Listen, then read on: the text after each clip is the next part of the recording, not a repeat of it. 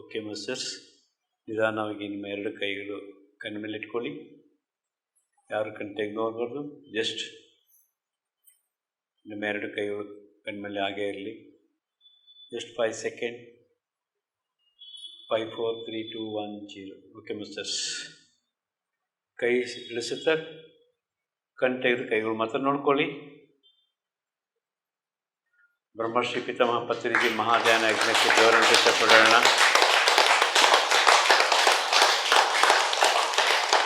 ಸ್ವರ್ಣಮಾಲ ನಮಗೆ ಜೋರನ್ನು ಚಪ್ಪಡೋಣ.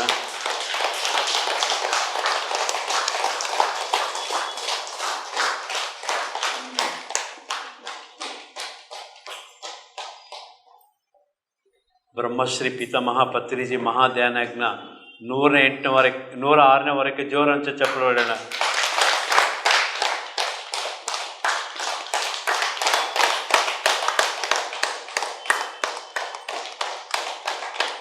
Okay masters,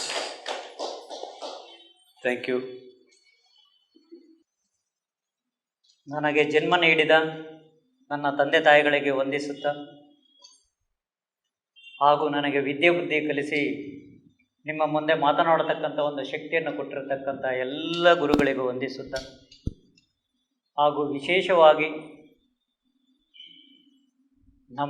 ನಿಮಗೆ ಸಾಮಾನ್ಯ ಜನತೆಗೆ ಆಧುನಿಕ ಯುಗದಲ್ಲಿ ಅದ್ಭುತವಾಗಿರತಕ್ಕಂಥ ಆಧ್ಯಾತ್ಮಿಕ ಗುರುವಾಗಿರತಕ್ಕಂಥ ಮತ್ತು ಒಂದು ಬ್ರಹ್ಮವಿದ್ಯೆ, ರಹಸ್ಯವಿದ್ಯೆ, ಆತ್ಮಜ್ಞಾನ ಅಥವಾ ದೈವಿಕ ವಿದ್ಯೆ ಅಂತಕ್ಕಂಥ ಏನು ಈ ಒಂದು ಅಪಾರವಾಗಿರತಕ್ಕಂಥ ಒಂದು ವಿದ್ಯೆಯನ್ನು ತಾವುಗಳು ಸಿದ್ಧಿಸಿಕೊಂಡು ಆ ವಿದ್ಯೆಯನ್ನು ಎಲ್ಲ ಜನಸಾಮಾನ್ಯರಿಗೂ ಹಂಚಬೇಕು ಅಂತಕ್ಕಂಥ ಒಂದು ಗುರಿಯನ್ನು ಇಟ್ಟುಕೊಂಡು PSSMನ್ನು ಸ್ಥಾಪನೆಯನ್ನು ಮಾಡಿ 40 ವರ್ಷಗಳ ಕಾಲ ದೇಶ ವಿದೇಶಗಳಲ್ಲಿ ಈ ಒಂದು ಪಿರಮಿಡ್ ಧ್ಯಾನ ಅಂತಕ್ಕಂಥ ಒಂದು ಧ್ಯಾನವನ್ನು ಒಂದು ಬ್ರಹ್ಮಾಸ್ತ್ರವಾಗಿ ಎಲ್ಲ ಜನಸಾಮಾನ್ಯರಿಗೂ ಕೊಟ್ಟಿರತಕ್ಕಂಥ ಆಧ್ಯಾತ್ಮಿಕ ಗುರುವಾಗಿರತಕ್ಕಂಥ ಮತ್ತು ಆಧುನಿಕ ಯುಗದ ವಿಶ್ವ ಬಂಧುತ್ವನ ಬೋಧಿಸಿರ್ತಕ್ಕಂಥ ಒಂದು ಯೋಗಿಗಳಾಗಿರ್ತಕ್ಕಂಥ ಮತ್ತು ವಿಶ್ವಗುರುವಾಗಿರ್ತಕ್ಕಂಥ ಬ್ರಹ್ಮರ್ಷಿ ಪಿತಾಮಹ ಪತ್ರಿಜಿಯವರಿಗೆ ವಂದಿಸುತ್ತಾ ಅವರಿಗೆ ಚಪ್ಪಾಳೆ ಹೊಡೆಯೋದರ ಮೂಲಕ ಮತ್ತೊಮ್ಮೆ ಅಭಿನಂದನೆಗಳನ್ನು ಸಲ್ಲಿಸೋಣ.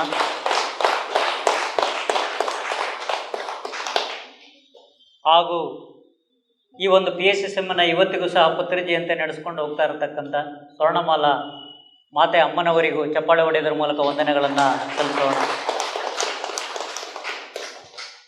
ಇನ್ನು ಈ ಒಂದು ಪಿರಮಿಡ್ ಆಧ್ಯಾತ್ಮ ಧ್ಯಾನಾಲಯ ಏನಿದೆ, ಈ ಧ್ಯಾನಾಲಯದಲ್ಲಿ ಅನೇಕ ಇಂತಹ ಅದ್ಭುತವಾಗಿರತಕ್ಕಂಥ ಒಂದು ಜ್ಞಾನವನ್ನು ಹಂಚತಕ್ಕಂಥ ಒಂದು ಕಾರ್ಯವನ್ನು ಮಾಡಿ ಇಲ್ಲಿ ಬರ್ತಕ್ಕಂಥ ಎಲ್ಲರನ್ನೂ ಸಹ ಒಂದು ಜ್ಞಾನ ಸ್ವರೂಪಿಗಳನ್ನಾಗಿ ಮಾಡ್ತಕ್ಕಂಥ ಒಂದು ಕಾರ್ಯವನ್ನು ಹಮ್ಮಿಕೊಂಡಿರ್ತಕ್ಕಂಥ ಏನು ಈ ಪಿರಮಿಡ್ ಆಧ್ಯಾತ್ಮ ಧ್ಯಾನಾಲಯದ ನಡೆಸ್ಕೊಂಡು ಹೋಗ್ತಾ ಇರತಕ್ಕಂಥ ಏನು ನಾಗರಾಜ್ ಸಾರ್ ಏನಿದ್ದಾರೆ ಅಥವಾ ಮಂಜುನಾಥ್ ಸಾರ್ ಏನಿದ್ದಾರೆ ಅಥವಾ ನನಗೆ ಗೊತ್ತಿರ್ತಕ್ಕಂಥ ಹೆಸರುಗಳನ್ನ ಹೇಳ್ತೀನಿ, ಎಲ್ಲರೂ ಸೇರಿದ್ದೀವಿ ನಾವೆಲ್ಲರೂ ಇದರಲ್ಲಿ.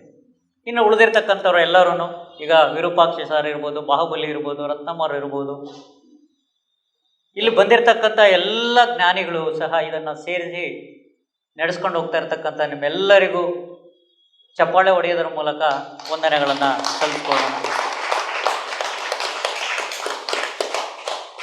ಹಾಗೂ ಇಲ್ಲಿ ಬಂದಿರತಕ್ಕಂಥ ನೀವೆಲ್ಲ ಜ್ಞಾನ ಸ್ವರೂಪಿಗಳು, ಮತ್ತು ದೈವ ಸ್ವರೂಪಿಗಳು, ಮತ್ತು ಬ್ರಹ್ಮ ಸ್ವರೂಪಿಗಳು. ಇದನ್ನು ಅರ್ಥ ಮಾಡ್ಕೊಳ್ತಕ್ಕಂಥದ್ದೇ ಈ ಒಂದು ಆತ್ಮಜ್ಞಾನ ಅಥವಾ ಬ್ರಹ್ಮಜ್ಞಾನ ಅಂತಕ್ಕಂಥ ಒಂದು ಜ್ಞಾನ ಇದರಲ್ಲಿರ್ತಕ್ಕಂಥದ್ದು. ಅಂತಹ ಜ್ಞಾನ ಸ್ವರೂಪಿಗಳು ಮತ್ತು ಬ್ರಹ್ಮ ಸ್ವರೂಪಿಗಳಾಗಿರ್ತಕ್ಕಂಥ ತಾವುಗಳೆಲ್ಲರೂ ಸಹ ಬಂದು ಇಲ್ಲಿ ಒಂದು ಜ್ಞಾನವನ್ನು ಚರ್ಚೆ ಮಾಡ್ತಕ್ಕಂಥ ಅಥವಾ ಜ್ಞಾನವನ್ನು ಹಂಚ್ಕೊಳ್ತಕ್ಕಂಥ ಒಂದು ಕೆಲಸವನ್ನು ಮಾಡ್ತಾ ಇರ್ತಕ್ಕಂಥ ನಿಮ್ಮೆಲ್ಲರಿಗೂ ಸಹ ನನ್ನ ಹೃದಯಪೂರ್ವಕವಾಗಿರ್ತಕ್ಕಂಥ ವಂದನೆಗಳನ್ನು ಸಲ್ಲಿಸುತ್ತಾ,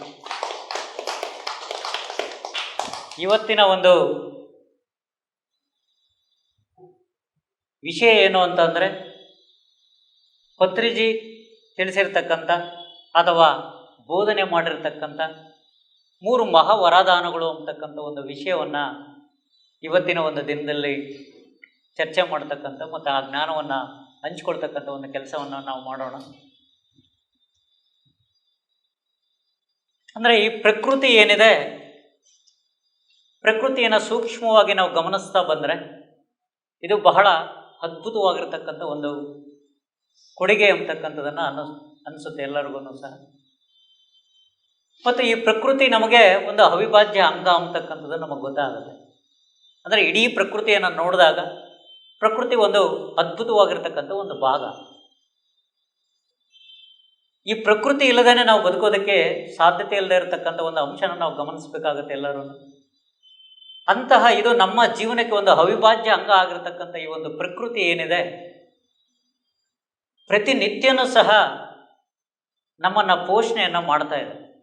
ಅಂದರೆ ಒಂದು ತಾಯಿ ಮಗುವನ್ನು ಹೇಗೆ ಪೋಷಣೆಯನ್ನು ಮಾಡ್ತಾಳೋ ಅದೇ ರೀತಿಯಲ್ಲಿ ಈ ಪ್ರಕೃತಿ ಮಾತೆ ನಮ್ಮನ್ನು ಪೋಷಣೆ ಮಾಡ್ತಾ ಇರತಕ್ಕಂಥ ಒಂದು ಅಂಶವನ್ನು ನಾವು ಗಮನಿಸ್ಬೋದು. ಈಗ ಪ್ರತಿನಿತ್ಯ ನಾವು ಉಸಿರಾಡ್ತಕ್ಕಂಥ ಒಂದು ಗಾಳಿ ಏನಿದೆ, ನಾವು ತಿಂತಕ್ಕಂಥ ಒಂದು ಆಹಾರ ಏನಿದೆ, ಇನ್ನು ನಾವು ಪಡಿತಕ್ಕಂಥ ಎಲ್ಲ ವಸ್ತುಗಳು ಏನಿದ್ದಾವೆ, ಇವು ಎಲ್ಲನೂ ಸಹ ಪ್ರಕೃತಿಯ ಒಂದು ಕೊಡುಗೆ ಅಂತಕ್ಕಂಥದ್ದು ನಾವೆಲ್ಲರೂ ಇಲ್ಲಿ ಗಮನ ಹರಿಸ್ಬೇಕಾಗತ್ತೆ. ಇಂತಹ ಒಂದು ಪ್ರಕೃತಿ ಮಾತೆ ಇಲ್ಲ ಅಂದರೆ ನಾವು ಬದುಕೋದಕ್ಕೆ ಆಗೋದಿಲ್ಲ. ನಾವಿಲ್ಲ ಅಂದರೂ ಸಹ ಪ್ರಕೃತಿ ಮಾತೆ ಬದುಕುತ್ತೆ. ಆದರೆ ಪ್ರಕೃತಿ ಮಾತೆ ಇಲ್ಲ ಅಂದರೆ ನಾವು ಬದುಕೋದಕ್ಕೆ ಸಾಧ್ಯತೆ ಇಲ್ಲ ಅಂತಕ್ಕಂಥ ಅಂಶವನ್ನು ನಾವು ತಿಳ್ಕೊಳ್ಬೇಕಾಗತ್ತೆ. ಈ ಒಂದು ಪ್ರಕೃತಿಯನ್ನು ನಾವು ಗಮನಿಸ್ತಾ ಬಂದಾಗ ಇಷ್ಟೆಲ್ಲ ಅಂಶಗಳನ್ನು ನಮಗೆ ಕೊಟ್ಟಿರೋದು ಅಷ್ಟೇ ಅಲ್ಲದೇ ನೋಡಿ, ಪ್ರತಿಯೊಂದು ಮಾನವನಿಗೂ ಸಹ ಇದನ್ನು ಕೊಡ್ತಾ ಇದೆ, ಪ್ರತಿಯೊಂದು ಜೀವಿಗೂ ಕೊಡ್ತಾ ಇದೆ, ಪ್ರತಿಯೊಂದು ಪಕ್ಷಿಗೂ ಸಹ ಕೊಡ್ತಾ ಇದೆ. ಇದರ ಜೊತೆಯಲ್ಲಿ ಈ ಪ್ರಕೃತಿ ಏನು ಮಾಡಿದೆ ಅಂದರೆ ನಮಗೆ ಅದ್ಭುತವಾಗಿರ್ತಕ್ಕಂಥ ಒಂದು ಆಲೋಚನೆ ಮಾಡತಕ್ಕಂಥ ಒಂದು ಶಕ್ತಿಯನ್ನು ಸಹ ಕೊಟ್ಟಿದೆ. ಮತ್ತು ಅನೇಕ ಸಂಶೋಧನೆಗಳು ಇಲ್ಲಿವರೆಗೂ ಏನು ನಡೆದಿದೆ ಇದೆಲ್ಲ, ಈ ಸಂಶೋಧನೆ ಮಾಡೋದಕ್ಕೂ ಸಹ ಈ ಪ್ರಕೃತಿನೇ ಕಾರಣ ಆಗಿದೆ. ಮತ್ತು ಅನೇಕ ಕಲೆಗಳು ಏನು ಬೆಳೆದಿದೆ ನಮ್ಮಲ್ಲಿ, ಅನೇಕ ಕಲೆಗಳು ಬರೋದಕ್ಕೂ ಸಹ ಈ ಪ್ರಕೃತಿನೇ ಕಾರಣ ಆಗಿದೆ. ಈ ಪ್ರಕೃತಿ ಇಲ್ಲ ಅಂದರೆ ಈ ಕಲೆಗಳು ಇರ್ತಾ ಇರಲಿಲ್ಲ, ನಾವು ಯೋಚನೆ ಮಾಡೋದಕ್ಕೂ ಆಗ್ತಾ ಇರಲಿಲ್ಲ. ಅಥವಾ ಅನೇಕ ನೀವು ಯಾವುದನ್ನ ತೆಗೆದುಕೊಳ್ಳಿ, ಈಗ ಸಾಹಿತ್ಯ ತೆಗೆದುಕೊಳ್ಳಿ, ಕವಿಗಳಿಗೆ ಈ ಒಂದು ಪ್ರಕೃತಿನೇ ಒಂದು ಮಾರ್ಗದರ್ಶಿ. ಪ್ರಕೃತಿ ಇಲ್ಲ ಅಂದರೆ ಕವಿಗೆ ತನ್ನ ಒಂದು ಸಾಹಿತ್ಯ ಅಭಿರುಚಿಯನ್ನು ಅಥವಾ ಅದನ್ನು ವ್ಯಕ್ತಪಡಿಸೋದಕ್ಕೆ ಸಾಧ್ಯತೆ ಇಲ್ಲ.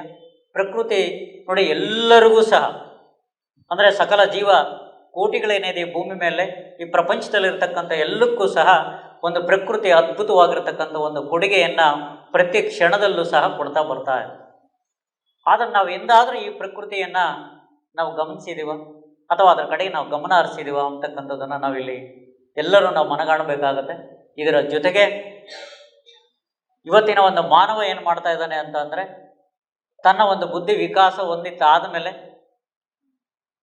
ತನಗೆ ಯಾವ ರೀತಿ ಬೇಕೋ ಆ ರೀತಿ ಪ್ರಕೃತಿಯನ್ನು ನಾವು ಬಳಸ್ಕೊಳ್ತಾ ಇದ್ದೀವಿ. ಅಂದರೆ ಎಲ್ಲರೂ ಸಹ, ಅಂದರೆ ನಾವು ಬಳಸ್ಕೊಳ್ತಾ ಇದ್ದೀವಿ, ರಾಜಕಾರಣಿಗಳು ಬಳಸ್ಕೊಳ್ತಾ ಇದ್ದಾರೆ, ಎಲ್ಲರನ್ನು ಭ್ರಷ್ಟರು ಬಳಸ್ಕೊಳ್ತಾ ಇದ್ದಾರೆ, ಉತ್ತಮರು ಬಳಸ್ಕೊಳ್ತಾ ಇದ್ದಾರೆ. ಎಲ್ಲರೂ ಸಹ ಇವತ್ತು ಪ್ರಕೃತಿ ಮಾತೆಯನ್ನು ನಾವು ಹಾಳು ಮಾಡ್ತಿದ್ದೀವಿ ವಿನಃ ಪ್ರಕೃತಿಯನ್ನು ಬೆಳೆಸ್ತಕ್ಕಂಥದ್ದು ಎಲ್ಲೋ ಬೆರಳಿಕೆಯಷ್ಟು ಜನವನ್ನು ಮಾತ್ರ ನಾವು ನೋಡ್ಬೋದು. ಉದಾಹರಣೆಗೆ ಮೊನ್ನೆ ಉನ್ನತ ಲೋಕಕ್ಕೆ ಹೋಗಿರ್ತಕ್ಕಂಥ ಏನು ಸಾಲುಮರದ ತಿಮ್ಮಕ್ಕನವರು ಏನಿದ್ದಾರೆ, ಆ ಥರ ಪ್ರಕೃತಿ ಮಾತೆಗೆ ಮತ್ತೆ ಕೊಡುಗೆಯನ್ನು ಕೊಟ್ಟಿರ್ತಕ್ಕಂಥವ್ರು, ಮರಗಳನ್ನು ಬೆಳೆಸಿ ಅಂಥವರು ಬಹಳ ಅಪರೂಪ ಅಥವಾ ಬೆಳವಣಿಗೆಯಷ್ಟು ಜನವನ್ನು ಮಾತ್ರ ನಾವು ಕಾಣ್ಬೋದು.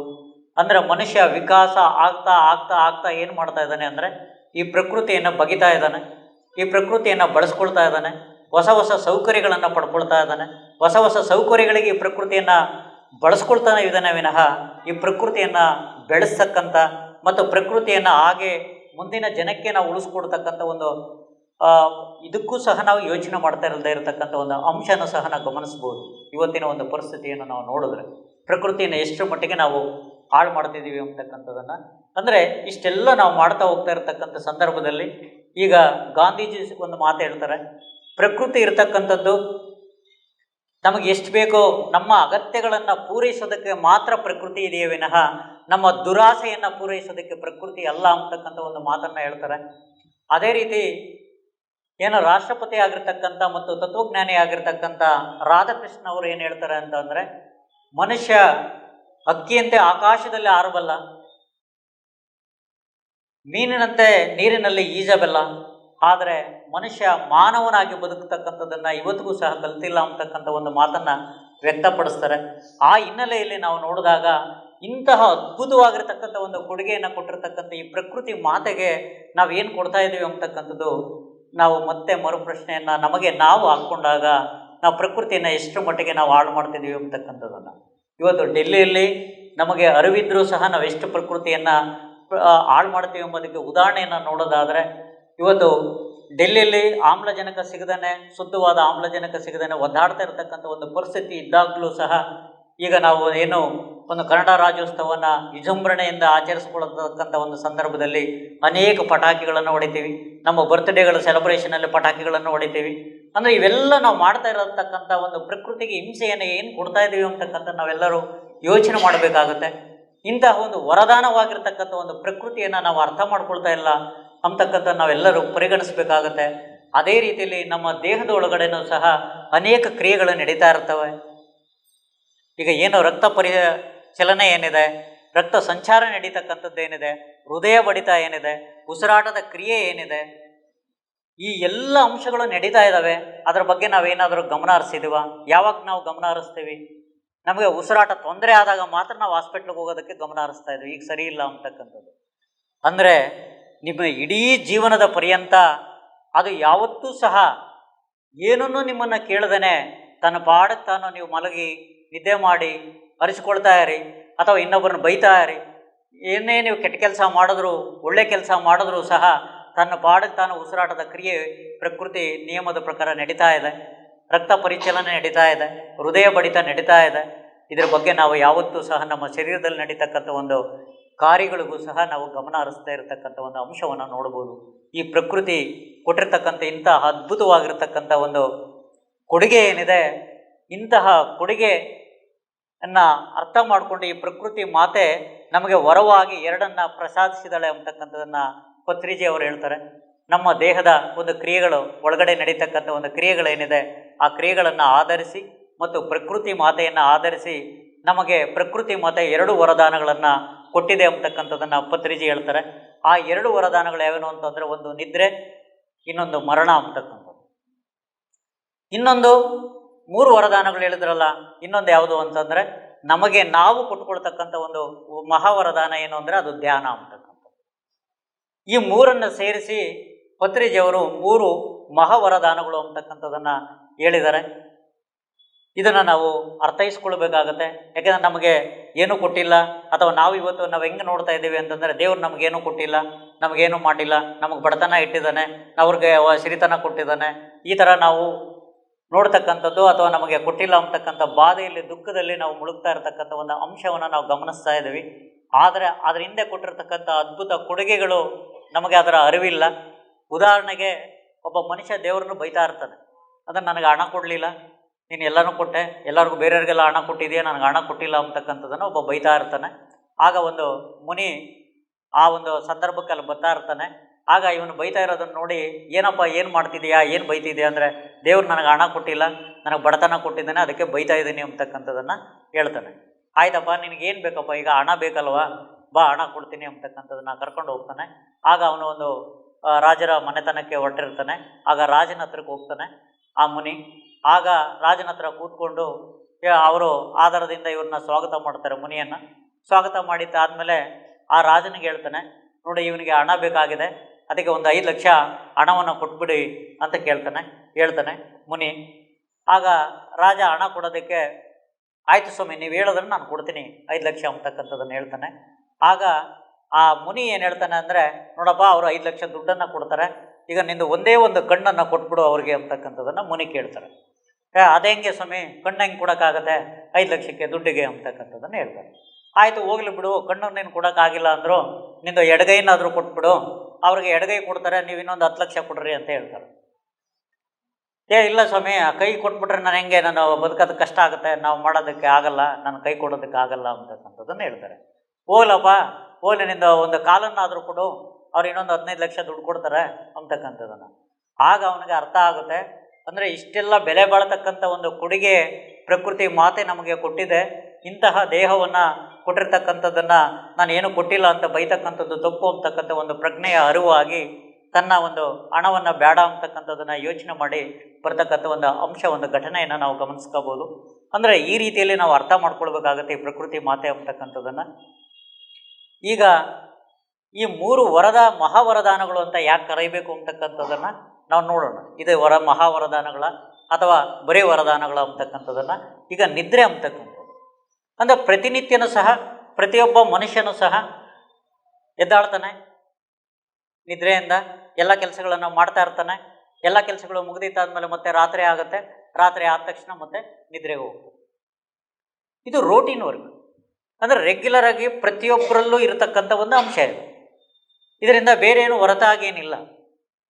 ಹಾಗಾದ್ರೆ ಮತ್ತೆ ಇದೆಲ್ಲ ಕಾಮನ್ ಆಗಿ ನಡೀತಾ ಇದೆ, ಇದೇನಿಗೆ ಮಹಾವರದಾನ ಅಂತಕ್ಕಂಥದ್ದನ್ನು ಈಗ ನಾವು ನೋಡ್ತಾ ಹೋದರೆ, ಆದರೆ ಇಲ್ಲಿ ಗಮನಿಸಬೇಕಾಗಿರ್ತಕ್ಕಂಥ ಒಂದು ಅಂಶ ಏನು ಅಂತಂದರೆ, ಈ ಒಂದು ನಿದ್ರೆಯನ್ನು ಮಾಡ್ತಕ್ಕಂಥದ್ದು ನಮಗೆ ಗೊತ್ತಿದೆಯೇ ವಿನಃ ಆ ನಿದ್ರೆಯಲ್ಲಿ ನಾವು ಎಲ್ಲಿ ಹೋಗ್ತಾ ಇದ್ದೀವಿ ಅಂತಕ್ಕಂಥದ್ದು ನಾವ್ಯಾರೂ ಯೋಚನೆ ಮಾಡಿಲ್ಲ.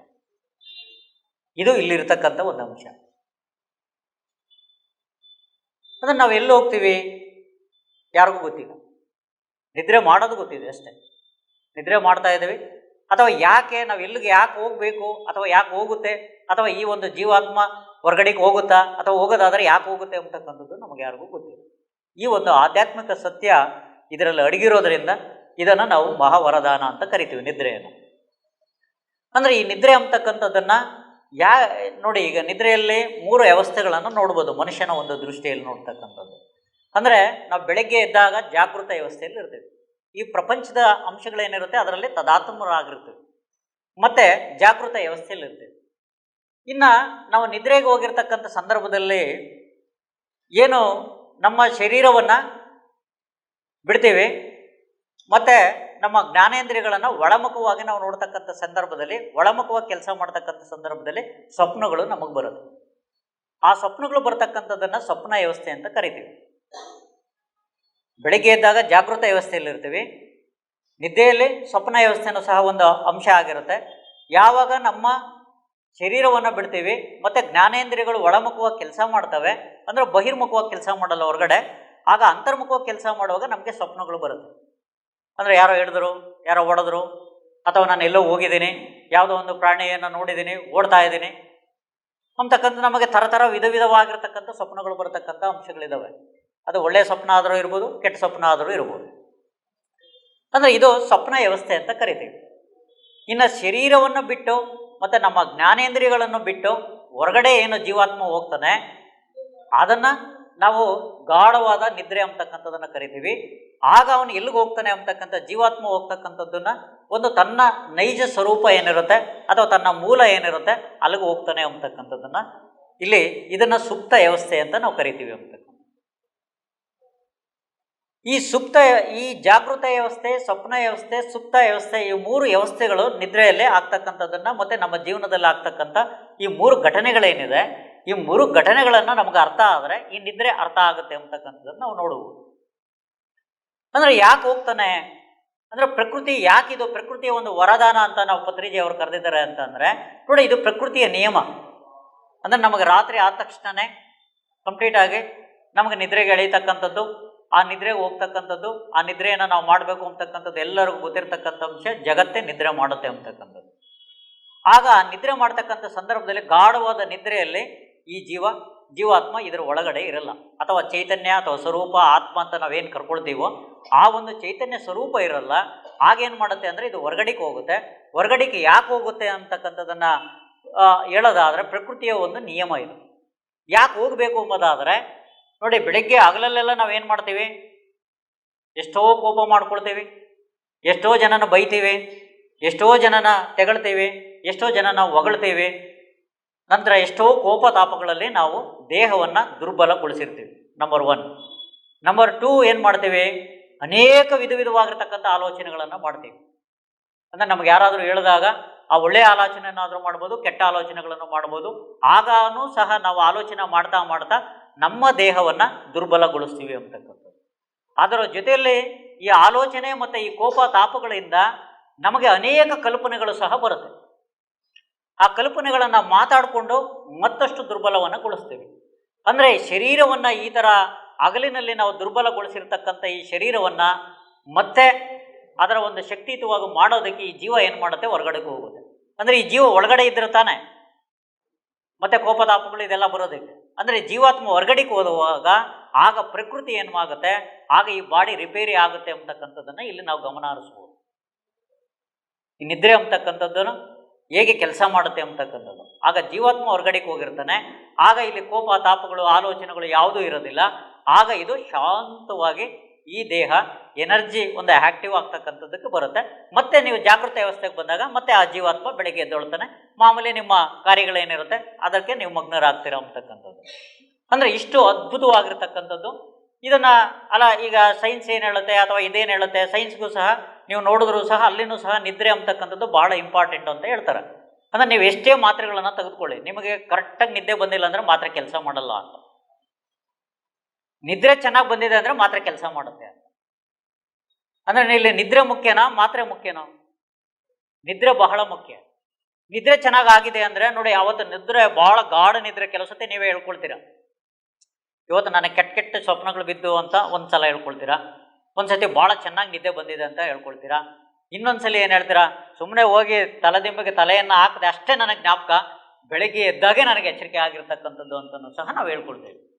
ಅಂದರೆ ಅಂತಹ ಒಂದು ಗಾಢ ನಿದ್ರೆಯನ್ನು ಮಾಡಿದಾಗ ನಿಮ್ಮ ಮನಸ್ಸು ಎಷ್ಟು ಉಲ್ಲಾಸವಾಗಿರುತ್ತೆ ನೋಡಿ. ಅಂದರೆ ಈ ನಿದ್ರೆ ಅಂತಕ್ಕಂಥದ್ದು ಒಂದು ಔಷಧಿ ಥರ ಕೆಲಸ ಮಾಡುತ್ತೆ ಅಂತಕ್ಕಂಥದ್ದು. ಇದು ಪ್ರಕೃತಿಯ ನಿಯಮ. ಇದು ಈ ಪ್ರಕೃತಿಯ ನಿಯಮದಲ್ಲಿ ಈ ನಿದ್ದೆ ಅಂತಕ್ಕಂಥದ್ದು ಪ್ರಕೃತಿ ಕೊಟ್ಟಿರ್ತಕ್ಕಂಥ ಒಂದು ವರದಾನ ಇದು. ಅದಕ್ಕೆ ಒಂದು ಮಹಾ ವರದಾನ ಅಂತಕ್ಕಂಥದ್ದು. ಯಾಕೆಂದ್ರೆ ನಿದ್ರೆ ಇಲ್ಲ ಅಂದರೆ ನಾವ್ಯಾರು ಆರೋಗ್ಯವಾಗಿರೋಕ್ಕಾಗಲ್ಲ, ನಾವ್ಯಾರು ಬದುಕೋಕ್ಕೂ ಆಗಲ್ಲ. ನಾವೇನು ಎಷ್ಟು ದಿವಸ ಬದುಕ್ತಾ ಇದ್ದೀವಲ್ಲ, ಈ ಬದುಕಿನ ಒಂದು ಆಯಸ್ಸು ಸಹ ನಮ್ಮಲ್ಲಿ ಇರಲ್ಲ. ಯಾಕೆಂದರೆ ಅಷ್ಟು ಅಸ್ತವ್ಯಸ್ತಗೊಳಿಸ್ತೀವಿ ನಮ್ಮ ದೇಹವನ್ನು.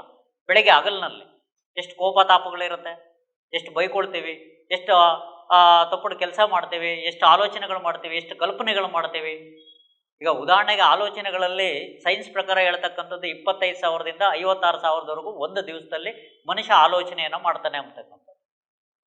ಅಂದರೆ ಅಷ್ಟು ಆಲೋಚನೆಗಳು ಬಂದಾಗ ಅಷ್ಟು ಥರ ಆಲೋಚನೆಗಳನ್ನು ಮಾಡಿ ದುರ್ಬಲಗೊಳ್ತಾ ಇರುತ್ತೆ ಈ ಶರೀರ. ಅಷ್ಟು ಆಲೋಚನೆ ಮಾಡ್ತಕ್ಕಂಥ ಒಂದು ದೃಷ್ಟಿಯಲ್ಲಿ ಇರ್ತಕ್ಕಂಥ ಸಂದರ್ಭದಲ್ಲಿ ಆ ದುರ್ಬಲಗೊಂಡಿರ್ತಕ್ಕಂಥ ಒಂದು ಶರೀರವನ್ನು ರಿಪೇರಿ ಮಾಡ್ತಕ್ಕಂಥದ್ದು. ಆ ರಿಪೇರಿ ಮಾಡೋದಕ್ಕೆ ಏನು ಮಾಡ್ತಾನೆ, ಈ ಜೀವಾತ್ಮ ಹೊರಗಡೆಗೆ ಹೋಗ್ತಾನೆ, ಜ್ಞಾನೇಂದ್ರಿಯಗಳನ್ನು ಸಹ ಬಿಡ್ತಾನೆ.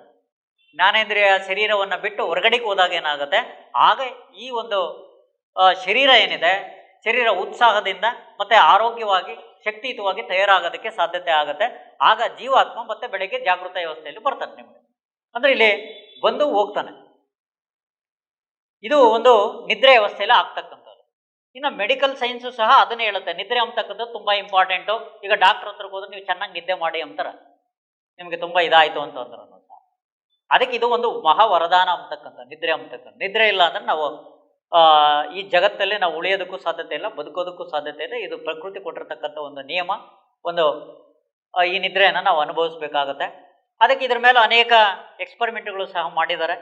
ಈಗ WHO ಏನು ಹೇಳುತ್ತೆ, ವರ್ಲ್ಡ್ ಹೆಲ್ತ್ ಆರ್ಗನೈಜೇಷನ್ ಹೇಳ್ತಕ್ಕಂಥದ್ದು, ಒಂದು 19 ವರ್ಷದ ಮೇಲ್ಗಡೆ ಇರತಕ್ಕಂಥವ್ರು 8ರಿಂದ 9 ಗಂಟೆ ನಿದ್ದೆ ಮಾಡಬೇಕು ಅಂತಕ್ಕಂಥದ್ದನ್ನು ಹೇಳುತ್ತೆ. ಇನ್ನು ಅಮೆರಿಕದ ನ್ಯಾಷನಲ್ ಸ್ಲೀಪ್ ಫೌಂಡೇಶನ್ ಅಂತಕ್ಕಂಥದ್ದು ಅದೇನು ಹೇಳುತ್ತೆ ಅಂತಂದ್ರೆ, ಚಿಕ್ಕ ಮಕ್ಕಳು ಏನಿದ್ದಾರೆ 18 ಗಂಟೆಗಳ ಕಾಲ ನಿದ್ದೆ ಮಾಡಬೇಕು ಅಂತ ಹೇಳುತ್ತೆ. ಇನ್ನು 12 ವರ್ಷದ ಒಳಗಡೆ ಇರ್ತಕ್ಕಂಥ ಮಕ್ಕಳು ಏನಿದ್ದಾರೆ ಅವರು 11 ಗಂಟೆ ನಿದ್ದೆ ಮಾಡಬೇಕು ಅಂತ ಹೇಳುತ್ತೆ. ಮತ್ತೆ 13 ವರ್ಷದಿಂದ 19 ವರ್ಷದವರೆಗೆ ಇರ್ತಕ್ಕಂಥವ್ರು ಏನಿದ್ದಾರೆ ಅವರು 10 ಗಂಟೆಗಳ ಕಾಲ ನಿದ್ದೆ ಮಾಡಬೇಕು ಅಂತ ಹೇಳುತ್ತೆ. ಇನ್ನು 19 ವರ್ಷದ ಮೇಲ್ಪಟ್ಟಿರ್ತಕ್ಕಂಥವ್ರು ಏನಿದ್ದಾರೆ ಇವರು 8ರಿಂದ 9 ಗಂಟೆ ನಿದ್ದೆ ಮಾಡಬೇಕು ಅಂತ ಆ ಸ್ಲೀಪ್ ಫೌಂಡೇಶನ್ ಸಹ ಹೇಳುತ್ತೆ. ಅಂದ್ರೆ ಇಲ್ಲಿ ನಿದ್ರೆ ಎಷ್ಟು ಮಟ್ಟಿಗೆ ತುಂಬಾ ಇಂಪಾರ್ಟೆಂಟು ಅಂತಕ್ಕಂಥದ್ದು. ಮತ್ತೆ ಅನೇಕ ಸೈಕಾಲಜಿಸ್ಟ್ಗಳು ಮತ್ತೆ ಅನೇಕ ತಜ್ಞರು ಈ ಒಂದು ನಿದ್ರೆ ಅಂತಕ್ಕಂಥದ್ದು ಒಂದು ಔಷಧಿ ರೀತಿಯಲ್ಲಿ ಕೆಲಸ ಮಾಡುತ್ತೆ, ನಮ್ಮ ಬಾಡಿನ ರಿಪೇರಿ ಮಾಡುತ್ತೆ ಗಾಢ ನಿದ್ರೆಯಲ್ಲಿ ಅಂತಕ್ಕಂಥದ್ದನ್ನು ಸಹ ಹೇಳಿದ್ದಾರೆ. ಅಂದ್ರೆ ನಿದ್ರೆ ಅಂತಕ್ಕಂಥದ್ದು ಒಂದು ಔಷಧಿನೂ ಆಯಿತು, ಒಂದು ಪ್ರಕೃತಿ ಮಾತೆ ನಡೆಸ್ತಕ್ಕಂಥ ಒಂದು ಮಹಾವರದಾನನೂ ಆಗಿದೆ. ಮತ್ತೆ ನಮ್ಮ ಬಾಡಿಯನ್ನ ಪ್ರತಿನಿತ್ಯನೂ ಸಹ ಈ ಪ್ರಕೃತಿ ಮಾತೆ ನಿದ್ರೆಗೆ ಎಳೆದು ನಮ್ಮನ್ನ ವ್ಯವಸ್ಥೆಯಿಂದ ನಮ್ಮನ್ನ ಏನು ದುರ್ಬಲಗೊಳಿರ್ತಕ್ಕಂಥ ಅಸ್ತವ್ಯಸ್ತವಾಗಿರ್ತಕ್ಕಂಥ ಈ ಶರೀರವನ್ನ ರಿಪೇರಿ ಮಾಡಿ ಮತ್ತೆ ಬೆಳಗ್ಗೆಗೆ ತಯಾರು ಮಾಡತಕ್ಕಂಥ ಒಂದು ಕೆಲಸನ ಈ ಪ್ರಕೃತಿ ಮಾತೆ ಮಾಡ್ತಾ ಇದೆ. ಅದಕ್ಕೆ ಇದು ಪ್ರಕೃತಿ ಕೊಟ್ಟಿರ್ತಕ್ಕಂಥ ಒಂದು ಮಹಾವರದಾನ ಅಂತಕ್ಕಂಥದ್ದನ್ನ ನಾವು ಹೇಳೋದಕ್ಕೆ ಸಾಧ್ಯತೆ ಇದೆ. ಇನ್ನು ಇದು ಮೆಲಟೋನಿಯನ್ ಅಂತಕ್ಕಂಥ ಗ್ರಂಥಿ ಏನಿದೆ, ಈಗ ನಮ್ಮ ಮೆದುಳಲ್ಲಿ ಇರ್ತಕ್ಕಂಥ ಒಂದು ಫಿನೈಲ್ ಗ್ರಂಥಿ ಏನಿದೆ ಅದರಲ್ಲಿ ಅದೇ ರೀತಿಯಲ್ಲಿ ಉತ್ಪತ್ತಿ ಆಗ್ತಕ್ಕಂಥ ಮೆಲಟೋನಿಯನ್ ಅಂತಕ್ಕಂಥ ಒಂದು ಗ್ರಂಥಿ ಏನು ಹಾರ್ಮೋನ್ ಏನು ಉತ್ಪತ್ತಿ ಆಗುತ್ತೆ ಅದು ನಿದ್ರೆಗೆ ಇರ್ತಕ್ಕಂಥದ್ದು. ಅದು 6 ಗಂಟೆ ಸಾಯಂಕಾಲ 6 ಗಂಟೆಯಿಂದ 10 ಗಂಟೆವರೆಗೂ ಬೆಳೀತಾ ಬರುತ್ತೆ. ಸ್ವಲ್ಪ ಅದು ಡೆವಲಪ್ ಆಗ್ತಾ ಹಾರ್ಮೋನ್ ಬಿಡುಗಡೆ ರಿಲೀಸ್ ಆಗ್ತಾ ಬರುತ್ತೆ ನಮ್ಮ ಬಾಡಿಯಲ್ಲಿ. 10 ಗಂಟೆಗೆ ಬಂದಾಗ ಜಾಸ್ತಿ ಅತಿ ಹೆಚ್ಚಿನ ಆಗಿ ಬಿಡುಗಡೆ ಆಗ್ತಕ್ಕಂಥದ್ದು ಇದೆ. ಮತ್ತು ಅದು ಪೀಕ್ ಎಲ್ಲಿ ಯಾವ ಸಮಯದಲ್ಲಿ ಇರುತ್ತೆ ಅಂದರೆ 2ರಿಂದ 3 ಗಂಟೆಯಲ್ಲಿ ಪೀಕ್ ಲೆವೆಲಲ್ಲಿ ಇರುತ್ತೆ ಈ ಮೆಲಟೋನಿಯನ್. ಅದಕ್ಕೆ ಗಾಢ ನಿದ್ರೆಯಲ್ಲಿ ಇರ್ತಾರೆ ಅಂತಕ್ಕಂಥ ಆ ರಾತ್ರಿ 2 ಗಂಟೆಯಿಂದ 3 ಗಂಟೆಯಲ್ಲಿ ಪೀಕ್ ಲೆವೆಲ್ಗೆ ಹೋಗಿರುತ್ತೆ ಈ ಹಾರ್ಮೋನ್. ಅಂದರೆ ಆ ಪೀಕ್ ಲೆವೆಲ್ ಗಾಢ ನಿದ್ರೆ ನಾವು ಈ ನಿದ್ರೆಯನ್ನು ಮಾಡಿದ್ರೆ ನಮ್ಗೆ ಅದ್ಭುತವಾಗಿರ್ತಕ್ಕಂಥ ಒಂದು ಆರೋಗ್ಯ ನಮಗೆ ಸಿಗೋದಕ್ಕೆ ಸಾಧ್ಯತೆ ಇದೆ ಅಂತಕ್ಕಂಥದ್ದು ಸಹ ಏನು ಇವತ್ತಿನ ಒಂದು ಮೆಡಿಕಲ್ ಸೈನ್ಸು ಅಥವಾ ಈ ಒಂದು ಹಾರ್ಮೋನ್ ಜೆನೆಟಿಕ್ಸ್ ಅಂತಕ್ಕಂಥ ಶಾಸ್ತ್ರಗಳು ಸಹ ಹೇಳ್ತಕ್ಕಂಥದ್ದನ್ನು ನಾವು ಗಮನಿಸಬಹುದು. ಅದಕ್ಕೆ ನಿದ್ರೆ ಅಂತಕ್ಕಂಥದ್ದು ಬಹಳ ನಮಗೆ ಒಂದು ವರದಾನವಾಗಿ ಕೆಲಸ ಮಾಡುತ್ತೆ. ಈ ನಿದ್ರೆಯಲ್ಲಿ ಏನು ಇನ್ನೊಂದು ಚಮತ್ಕಾರ ಏನು ನಡೆಯುತ್ತೆ ಅಂತ ಅಂದರೆ, ನಮ್ಮ ದೇಹದಲ್ಲಿ ಇರ್ತಕ್ಕಂಥ ಒಂದು ಜೀವಾತ್ಮ ಏನಿರ್ತಾನೆ ಟೆಂಪ್ರವರಿಗೆ ತಾತ್ಕಾಲಿಕವಾಗಿ ಹೊರಗಡೆಗೆ ಹೋಗ್ತಾನೆ. ಅಂದರೆ ನಮ್ಮ ಜ್ಞಾನೇಂದ್ರಿಯಗಳನ್ನು ಬಿಡ್ತಾನೆ, ನಮ್ಮ ಶರೀರವನ್ನು ಬಿಟ್ಟು ತಾತ್ಕಾಲಿಕವಾಗಿ ಹೊರಗಡೆಗೆ ಹೋಗ್ತಾನೆ. ಇದನ್ನು ನಾವು ಸುಪ್ತ ವ್ಯವಸ್ಥೆ ಅಂತ ಇದೀವಿ ಅಂತಕ್ಕಂಥದ್ದನ್ನು ಕರಿತೀವಿ. ಇದು ಗಾಢ ನಿದ್ರೆಯಲ್ಲಿ ಇದೀವಿ ಅಂತಕ್ಕಂಥದ್ದನ್ನ ಹೇಳ್ತೀವಿ. ಅಂದರೆ ಇಲ್ಲಿ ಇರ್ತಕ್ಕಂಥದ್ದು ಇದನ್ನು ಇದು ಕೆಲಸ ಮಾಡ್ತಾನೆ ಅಂತಕ್ಕಂಥದ್ದು. ಮರಣ ಅಂತಕ್ಕಂಥದ್ದು ಸಹ ಹೇಗೆ ಕೆಲಸ ಮಾಡುತ್ತೆ ಅಂದರೆ ಪರ್ಮನೆಂಟಾಗಿ ಈ ಜೀವದಿಂದ ಹೊರಗಡೆಗೆ ಹೋಗ್ತಕ್ಕಂಥದ್ದು ಜೀವಾತ್ಮ ಇದರಲ್ಲಿ ಇರಲ್ಲ. ಅದನ್ನು ನಾವು ಮರಣ ಅಂತ ಕರಿತೀವಿ ಅಂತಕ್ಕಂಥದ್ದು. ಅಂದರೆ ಪ್ರತಿನಿತ್ಯ ಏನಾಗುತ್ತೆ, ಹೋಗ್ತಾ ಇರ್ತಾನೆ ಬರ್ತಾ ಇರ್ತಾನೆ ನಿದ್ರೆಯಲ್ಲಿ ಹೋಗ್ತಾನೆ ಮತ್ತೆ ಬೆಳಗ್ಗೆ ಜಾಗೃತ ವ್ಯವಸ್ಥೆಯಲ್ಲಿ ಬರ್ತಾ ಇರ್ತಾನೆ. ಇದನ್ನ ನಾವು ನಿದ್ರೆ ಅಂತ ಕರಿತೀವಿ. ಮರಣ ಅಂತಕ್ಕಂಥದ್ದು ಏನು ಅಂದರೆ ಪರ್ಮನೆಂಟ್ ಆಗಿ, ಅಂದರೆ ಈ ದೇಹನ ಮತ್ತು ಈ ಜ್ಞಾನೇಂದ್ರಿಯಗಳನ್ನೆಲ್ಲ ಬಿಟ್ಟು ಪರ್ಮನೆಂಟಾಗಿ ಈ ಜೀವಾತ್ಮ ಹೊರಗಡೆಗೆ ಹೋಗ್ತಕ್ಕಂಥದ್ದನ್ನು ಮರಣ ಅಂತ ಕರಿತೀವಿ ಅಂತಕ್ಕಂಥದ್ದು. ಜೀವಾತ್ಮನಿಗೆ ಮರಣ ಇಲ್ಲ ಅಂತ. ಇದು 2ನೇ ಒಂದು ವರದಾನ ಅಂತಕ್ಕಂಥದ್ದನ್ನು ಮರಣ ಅಂತಕ್ಕಂಥದ್ದು. ಮರಣ ಎಲ್ಲರಿಗೂ ಇರ್ತಕ್ಕಂಥದ್ದೇ, ಸಹಜವಾಗಿ ಇರ್ತಕ್ಕಂಥದ್ದು. ಈ ಮರಣನ ನಾವು ಅರ್ಥ ಮಾಡ್ಕೊಳ್ಬೇಕಾದ್ರೆ ಏನು ಅಂತಂದರೆ 2 ಅಂಶಗಳನ್ನು ನಾವು ನೋಡಬೇಕು. ಯಕ್ಷ ಏನಿದ್ದಾನೆ ಧರ್ಮರಾಜನಿಗೆ ಒಂದು ಪ್ರಶ್ನೆಯನ್ನು ಕೇಳ್ತಾನೆ. ಈ ಪ್ರಪಂಚದಲ್ಲಿ ಅತ್ಯುನ್ನತವಾಗಿರ್ತಕ್ಕಂಥ ಒಂದು ಆಶ್ಚರ್ಯಕರವಾಗಿರ್ತಕ್ಕಂಥ ಒಂದು ಸಂಗತಿ ಏನು ಅಥವಾ ವಿಷಯ ಏನು ಅಂತಕ್ಕಂಥದ್ದನ್ನು ಯಕ್ಷ ಧರ್ಮರಾಜನಿಗೆ ಪ್ರಶ್ನೆಯನ್ನು ಮಾಡ್ತಾನೆ. ಆಗ ಧರ್ಮರಾಜ ಏನು ಉತ್ತರ ಕೊಡ್ತಾನೆ ಅಂದರೆ, ಈ ಪ್ರಪಂಚದಲ್ಲಿ ಹುಟ್ಟಿರ್ತಕ್ಕಂಥ ಪ್ರತಿಯೊಬ್ಬ ಮಾನವನಿಗೂ ಸಹ ಸಾವಿದೆ ಅಂತಕ್ಕಂಥದ್ದು ಗೊತ್ತಿದ್ರೂ ಸಹ ಆ ಸಾವಿಲ್ಲ ಎಂಬ ರೀತಿಯಲ್ಲಿ ಈ ಮನುಷ್ಯ ಜೀವನವನ್ನು ಮಾಡ್ತಕ್ಕಂಥದ್ದೇ ಒಂದು ವಿಸ್ಮಯವಾಗಿರ್ತಕ್ಕಂಥದ್ದು, ಈ ಒಂದು ಅತ್ಯುನ್ನತವಾಗಿರ್ತಕ್ಕಂಥ ವಿಸ್ಮಯವಾಗಿರ್ತಕ್ಕಂಥ ಈ ಭೂಮಿ ಮೇಲೆ ಇರ್ತಕ್ಕಂಥ ಒಂದು ಪ್ರಪಂಚದಲ್ಲಿರ್ತಕ್ಕಂಥ ಒಂದು ವಿಷಯ ಅಂತ. ಕರೆಕ್ಟಾ? ಅಂದರೆ ನಮಗೆ ಯಾವಾಗ ಸಾವು ಬರುತ್ತೆ ಅಂತಕ್ಕಂಥದ್ದು ಗೊತ್ತಿಲ್ಲ. ಆದ್ರೆ ನಾವೇನು ಅಂತ ಅಂದರೆ ಆದ್ರೆ ನಾವು ಇನ್ನೂ 100 ವರ್ಷ ಬದುಕಿರ್ತೀವಿ, ಶಾಶ್ವತವಾಗಿ ಇರ್ತೀವಿ ಎಂಬ ರೀತಿಯಲ್ಲಿ ನಾವು ಕೆಲಸ ಮಾಡ್ತಾ ಇರ್ತೇವೆ. ಅಂದರೆ ಇದು ವಿಸ್ಮಯ ಅಂತಕ್ಕಂಥದ್ದನ್ನು ಧರ್ಮರಾಜ ಯಕ್ಷ ಕೇಳಿರ್ತಕ್ಕಂಥ ಒಂದು ಪ್ರಶ್ನೆಗೆ ಉತ್ತರವನ್ನು ಕೊಡ್ತಾನೆ. ಇನ್ನು ಅಲೆಕ್ಸಾಂಡರ್ ಏನು ಕೇಳಿದ್ದೀರಾ, ಅವನು ಇಡೀ ಪ್ರಪಂಚವನ್ನೇ ಅರ್ಧ ಭಾಗ ಗೆದ್ದಿರ್ತಕ್ಕಂಥ ಒಂದು ರಾಜ, ಅವರ ಅಪ್ಪ ಇರ್ತಾನೆ ಫಿಲಿಪ್ ಅಂತಕ್ಕಂಥ ಮಹಾರಾಜ. ಅವನು ಈ ಒಂದು ಕಾರಣಕ್ಕೆ ಮನುಷ್ಯಯಿಂದ ಈ ಥರ ಮರಣ ಒಂದು ವಿಸ್ಮಯವಾಗಿ ಇದ್ದರೂ ಸಹ ನಮಗೆ ಆ ವಿಸ್ಮಯ ರೀತಿಯಲ್ಲಿ ನಾವು ಬದುಕ್ತಾ ಇರತಕ್ಕಂಥದ್ದನ್ನು ಕಂಡು ನಾನು ಮರಿತಾ ಇದ್ದೀನಿ ಮರಣನ ಅಂತಕ್ಕಂಥದ್ದನ್ನು ಯೋಚನೆ ಮಾಡಿ ಆ ಫಿಲಿಪ್ ಮಹಾರಾಜ ಏನು ಮಾಡ್ತಾನೆ, ಒಬ್ಬ ಸೇವಕನನ್ನು ನೇಮಕ ಮಾಡ್ತಾನೆ. ಏನು ಅವನ ಸೇವಕನ ಕೆಲಸ ಏನು ಅಂದರೆ, ನೀನು ಬೆಳಗ್ಗೆ ಎದ್ದ ತಕ್ಷಣ ನನ್ನ ಮುಂದೆ ನೀನು ಬಂದ್ಬಿಟ್ಟು ನೀನು ಒಂದಲ್ಲ ಒಂದು ದಿವಸ ನೀನು ಸಾಯ್ತೀಯಾ, ನಿನಗೆ ಖಚಿತವಾಗಿ ಮರಣ ಇದೆ, ಇದನ್ನು ನೀನು ಗುರ್ತಿಟ್ಕೋ ಅಂತಕ್ಕಂಥದ್ದು ನೀನು ಆಗ ಹೇಳ್ತಾ ಇರಬೇಕು ಪ್ರತಿದಿನ ನನಗೆ ಅಂತಕ್ಕಂಥದ್ದನ್ನು ಹೇಳ್ತಾನೆ ಆ ರಾಜ, ಅಂದರೆ ಫಿಲಿಪ್ ರಾಜ. ಅಂದರೆ ಈ ಮರಣನ ಅಂದರೆ ಮರಣ ಇಲ್ಲ ಅಂತ ನನಗೆ, ಯಾಕೆಂದ್ರೆ ನಮ್ಮ ಮೆದುಳು ಹೆಂಗಿದೆ ಅಂದರೆ ನಮಗೆ ಮರಣನೇ ಇಲ್ಲ ಎಂಬ ರೀತಿಯಲ್ಲಿ ಅದನ್ನು ಆ ರೀತಿ ಅಲಾಟಕ್ಕೆ ತಗೊಂಡು ಹೋಗುತ್ತೆ ನಮ್ಮನ್ನು. ಅದಕ್ಕೆ ಆ ಥರ ಆಗಬಾರ್ದು ಎಂಬ ಕಾರಣಕ್ಕೆ ಆ ಫಿಲಿಪ್ ಮಹಾರಾಜ ಏನು ಮಾಡ್ತಾನೆ, ಒಬ್ಬ ಸಂಬಳವನ್ನು ಕೊಟ್ಬಿಟ್ಟು ಒಬ್ಬ ಸೇವಕನನ್ನು ನೇಮಕ ಮಾಡ್ಕೊಳ್ತಾನೆ. ನೋಡಪ್ಪ, ನೀನು ಪ್ರತಿದಿನ ಬಂದು ನನಗೆ ಹೇಳ್ಬೇಕು, ನೀನು ಒಂದಲ್ಲ ಒಂದು ದಿವಸ ಸತ್ತೇ ಸಾಯ್ತೀಯ, ಖಚಿತವಾಗಿ ಸಾಯ್ತೀಯ, ನಿನಗೆ ಮರಣ ಇದೆ, ಅದನ್ನು ನೀನು ಗುರ್ತಿಟ್ಕೋ ಅಂತಕ್ಕಂಥದ್ದನ್ನು ನನಗೆ ಎಚ್ಚರಿಸ್ತಾ ಇರಬೇಕು ಅಂತಕ್ಕಂಥದ್ದನ್ನು ಹೇಳ್ತಾರೆ. ಆಗ ಯಾಕೆ ಈ ಫಿಲಿಪ್ ಮಹಾರಾಜ ಇದನ್ನು ಮಾಡ್ದ ಅಂದರೆ ಮರಣ ಇಲ್ಲ ಅಂತಕ್ಕಂಥದ್ದು ನನಗೆ ಗೊತ್ತಾದರೆ ಏನು ಮಾಡ್ತೀನಿ, ನಾನು ಸುಮ್ಮನೆ ಏನೋ ಕೆಲಸ ಮಾಡ್ಕೊಂಡು ಹೋಗ್ತಾ ಇರ್ತೀನಿ, ಮರಣ ಇದೆ ಅಂತ ಗೊತ್ತಾದರೆ ನಾನು ಒಳ್ಳೆ ಕೆಲಸಗಳನ್ನು ಮಾಡ್ತೀನಿ ಅಂತಕ್ಕಂಥದ್ದನ್ನು ಹೇಳ್ತಾನೆ ಫಿಲಿಪ್ ಮಹಾರಾಜ. ಅಂದರೆ ನಾನು ಮರಣ ಇದೆ ಅಂತ ಪ್ರತಿನಿತ್ಯ ಅವನು ಬಂದು ಹೇಳುವಾಗ ಏನಾಗುತ್ತೆ, ನನಗೆ ಗೋಚರಿಸುತ್ತೆ ಮರಣ ಇದೆ, ನನಗೆ ಮರಣ ಇದೆ ಅಂತಕ್ಕಂಥದ್ದು ನನಗೆ ಅಲರ್ಟ್ ಆಗುತ್ತೆ. ಅಲರ್ಟ್ ಆದಾಗ ನಾನು ಒಳ್ಳೆ ಕೆಲಸಗಳನ್ನು ಮಾಡ್ತೀನಿ, ಆಗ ನಾನು ಯಾರಿಗೂ ಹಿಂಸೆ ಕೊಡೋದಿಲ್ಲ, ನಾನು ಆನಂದವಾಗಿ ಬದುಕ್ತೀನಿ. ಯಾಕಂದರೆ ಇನ್ನು ಮರಣ ಇದೆ ಅನ್ನುವಾಗ ನಾನು ಯಾಕೆ ಯೋಚನೆ ಮಾಡಬೇಕು, ಆನಂದವಾಗಿ ಇರೋದನ್ನು ಆನಂದವಾಗಿ ಬದುಕೋಣ ಅಂತಕ್ಕಂಥ ರೀತಿಯಲ್ಲಿ ಆನಂದವಾಗಿ ನಾನು ಬದುಕ್ತೀನಿ. ಮತ್ತು ನನಗೆ ಅಲರ್ಟ್ ಆಗ್ತಾ ಇರುತ್ತೆ, ನಾನು ಆನಂದವಾಗಿ ಜೀವನವನ್ನು ಕಳೆಯೋದಕ್ಕೆ ಇದು ನನಗೆ ಹೆಲ್ಪ್ ಮಾಡುತ್ತೆ ಎಂಬ ಕಾರಣಕ್ಕೆ ಆ ಸೇವಕನನ್ನು ನೇಮಕ ಮಾಡಿ ಇಟ್ಕೊಳ್ತಾನೆ.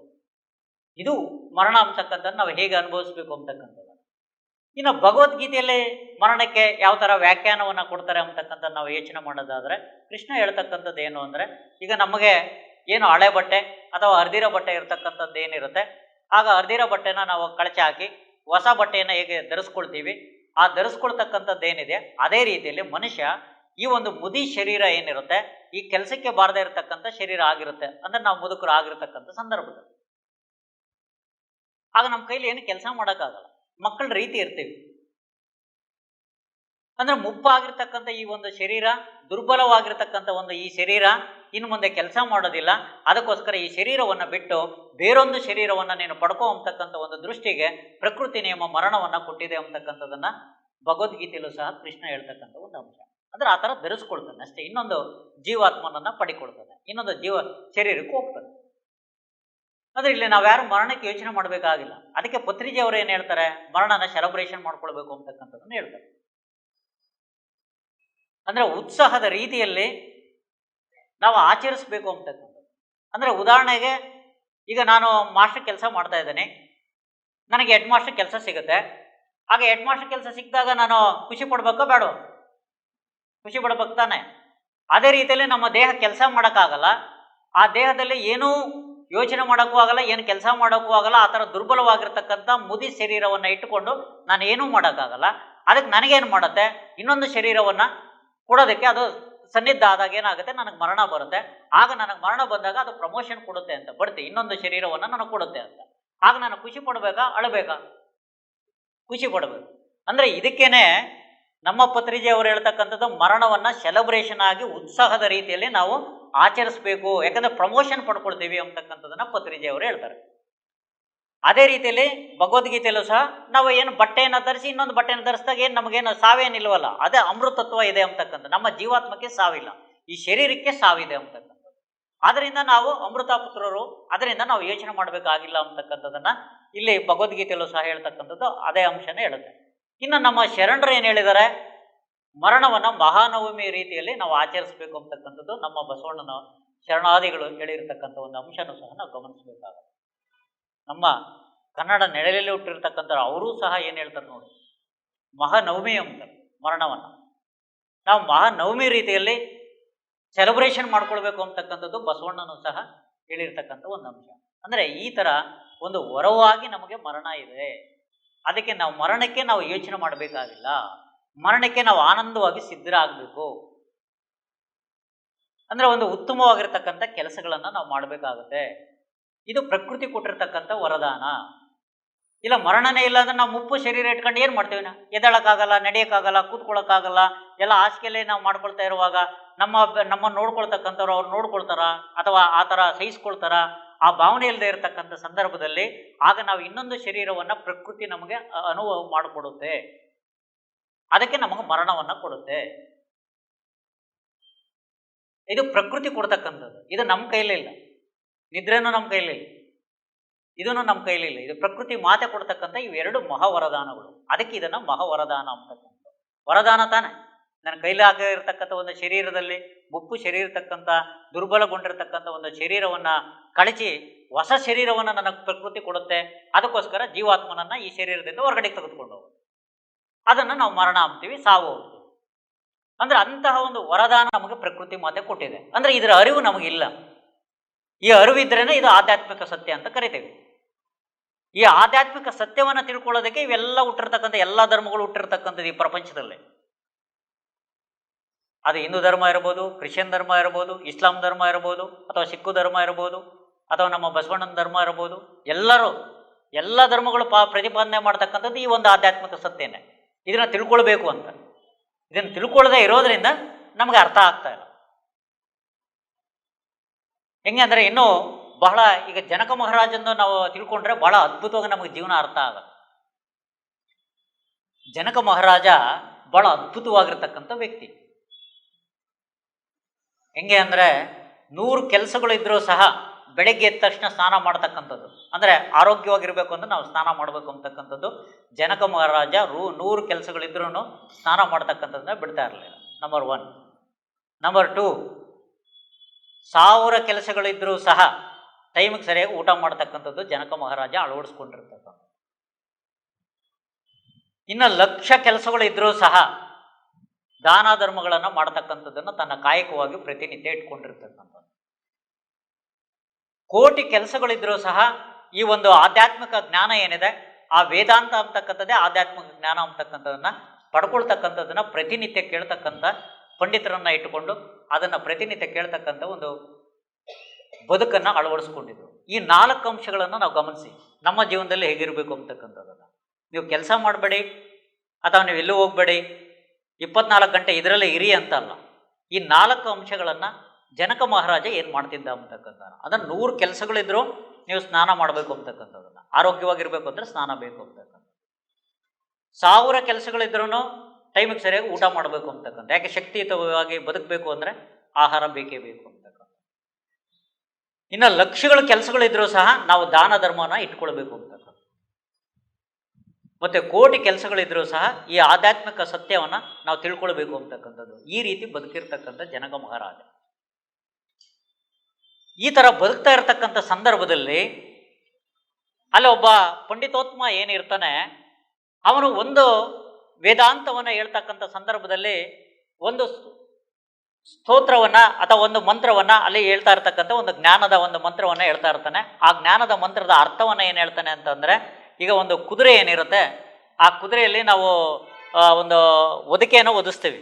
ಅದಕ್ಕೇನೋ ಬೇರೆ ಹೆಸರಿದೆ. ಆ ಹೊದಿಕೆಯನ್ನು ಒದಿಸಿದಾಗ 2 ರಿಂಗ್ ಇರುತ್ತೆ.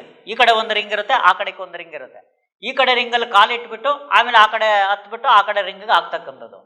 ಅಲ್ಲಿ ಆ ವೇದಾಂತದ ಒಂದು ಜ್ಞಾನದಲ್ಲಿ ಏನು ಬರುತ್ತೆ ಒಂದು ಶ್ಲೋಕದಲ್ಲಿ ಅಂದರೆ, ಒಬ್ಬ ವ್ಯಕ್ತಿ ಈ ರಿಂಗಲ್ಲಿ ಕಾಲಿಟ್ಟುಬಿಟ್ಟು ಆ ರಿಂಗಿಗೆ ಕಾಲ ಹೋಗುವಷ್ಟೊತ್ತಿಗೆ ಆತ್ಮಜ್ಞಾನ ಸಿಗುತ್ತೆ ಅಂತಕ್ಕಂಥದ್ದನ್ನು ಒಂದು ಸ್ತೋತ್ರದಲ್ಲಿ ಹೇಳಿರುತ್ತೆ. ಆಗ ಜನಕ ಮಹಾರಾಜ ಏನು ಹೇಳ್ತಾನೆ, ಆ ಬ್ರಾಹ್ಮಣೋತ್ತಮ ಅಥವಾ ಪಂಡಿತೋತ್ತಮ ಏನು ಹೇಳಿರ್ತಾನೆ, ಅಪ್ಪ ನೀನು ಇದನ್ನು ಹೇಳ್ತಾ ಇದೀಯಾ, ಹಾಗಾದ್ರೆ ನನಗೆ ಆ ಒಂದು ರಿಂಗಲ್ಲಿ ಕಾಲಿಟ್ಟು ಆ ರಿಂಗಿಗೆ ಇನ್ನೊಂದು ರಿಂಗ್ ಕಾಲಿಡೋ ಒಳಗಡೆ ನನಗೆ ಆತ್ಮಜ್ಞಾನವನ್ನು ಕಲಿಸ್ಕೊಡುವಂಥ ಬ್ರಾಹ್ಮಣೋತ್ತಮನನ್ನು ಕೇಳ್ತಾನೆ.